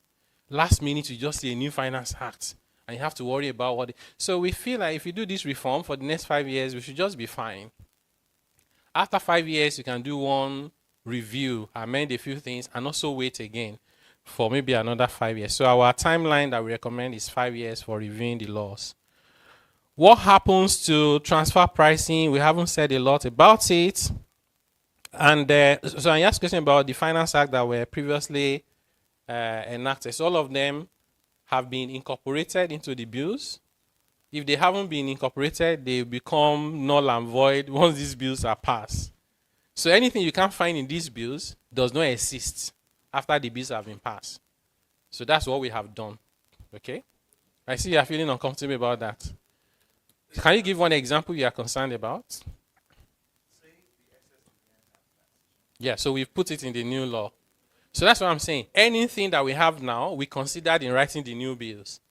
So when you see the new bills and something is not there, it means it no longer is not meant to exist after the laws have been passed. Okay. There's a question around transfer pricing. We didn't say a lot about it. So there's a whole section in the law on transfer pricing. But we also recognize that you must have a regulation that is more detailed. But the other interesting thing is that NOTAP will no longer be relevant. CAFA is gone. Right? So all those complications, go to a minister to get approval. Who does that? So those things are in the past or are meant to be in our past. These bills have, this is why we say these bills must pass. Right. So don't worry about those things anymore. Development levy is 4%, and that's high, and I do agree with you.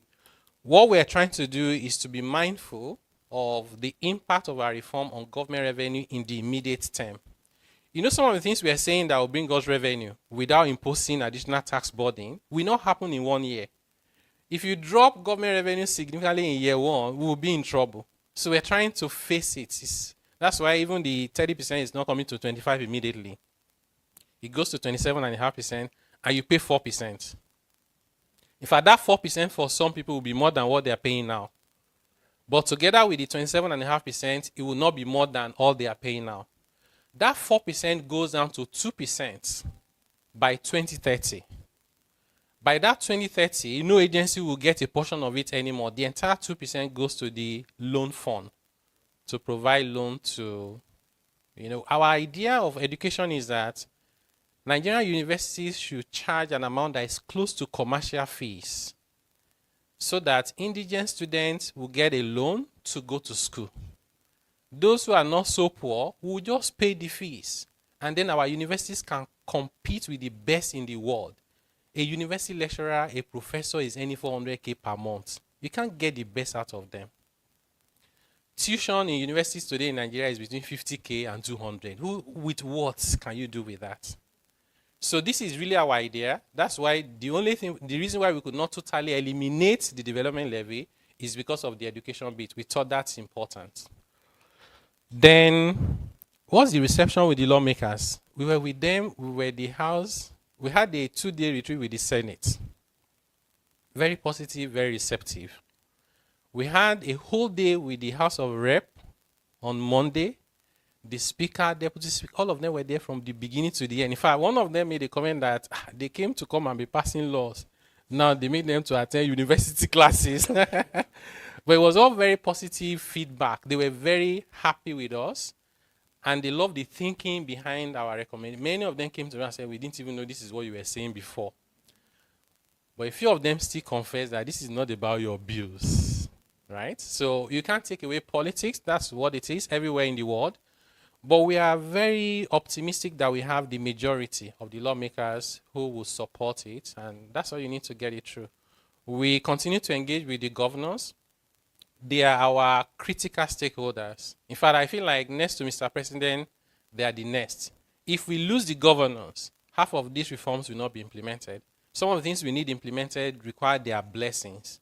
You need local government to do this, state to do that. If the governors turn their back, it doesn't matter how you write the laws, it won't work. So we really value all of them. And that's why we're spending time to explain to them that this is what we intend to do. If you understand it and you don't want it, we'll go on and change it. But please listen to us so you can understand where we're coming from. And that's all that I have. Did you say there is one or two? I'll just give you very quickly the online ones.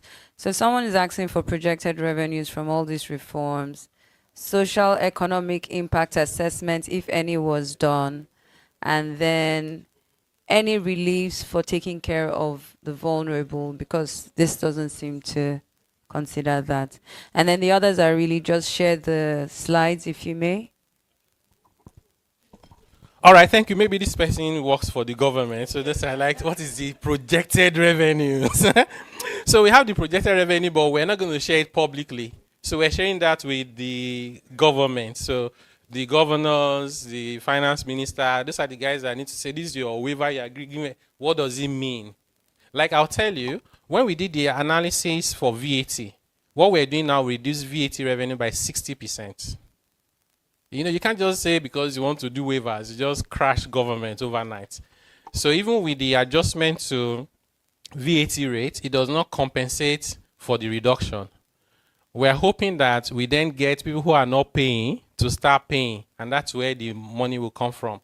One thing I can ask you to take away, and please note what I'm going to say now. Even where rates are going up, I give you the assurance and I challenge you to go and model it and tell me if we are wrong or we are misleading you. Everybody, including high net worth individuals, multinationals, large companies, small companies, individuals, households, everybody's tax burden will come down with this reform. If you take everything together, yes, everybody's tax burden will come down. Total package, right? So our tagline is we want to increase revenue without increasing tax burden. And that's what we have implemented and we have modeled it, just to be honest with the Nigerian people. Social impact assessment, we have that for every tax and every reform, because this is not just about tax, especially around the spending. And then, why is there no relief for people who take care of people who are vulnerable? We had a lot of debate, including even allowing individuals to claim deduction for donation in their personal tax returns. The long and short of it is that we concluded that we are not there yet. Yeah, I think we are not there yet. Maybe when we do a further review. We even just want people to even start filing returns now, being honest with what they earn, so that way you can model what the impact will be if you start claiming donation deductions in personal tax returns. You take care of somebody that is vulnerable. How do I verify that everybody will just have vulnerable people all around them? All of us are disabled. So once we start getting more data that is credible within the system, a lot more can be done, you know, as part of the second phase of the reform. So thank you, everybody, for that wonderful session and for your engagement. Thank you, Esiri, for the moderation. Thank you to the team, the Secretariat, for putting all of this together. Thank you for making time out of your busy schedule to attend. And for those questions, we'll make the materials available. You will get the links, or you can find on the website. I think this is the bit that I know of from the agenda. I believe lunch is served. Anybody? Okay, lunch is served. It's inside the room. Okay. So you can just sit down and food will come. I don't know how that works. But if it's not coming,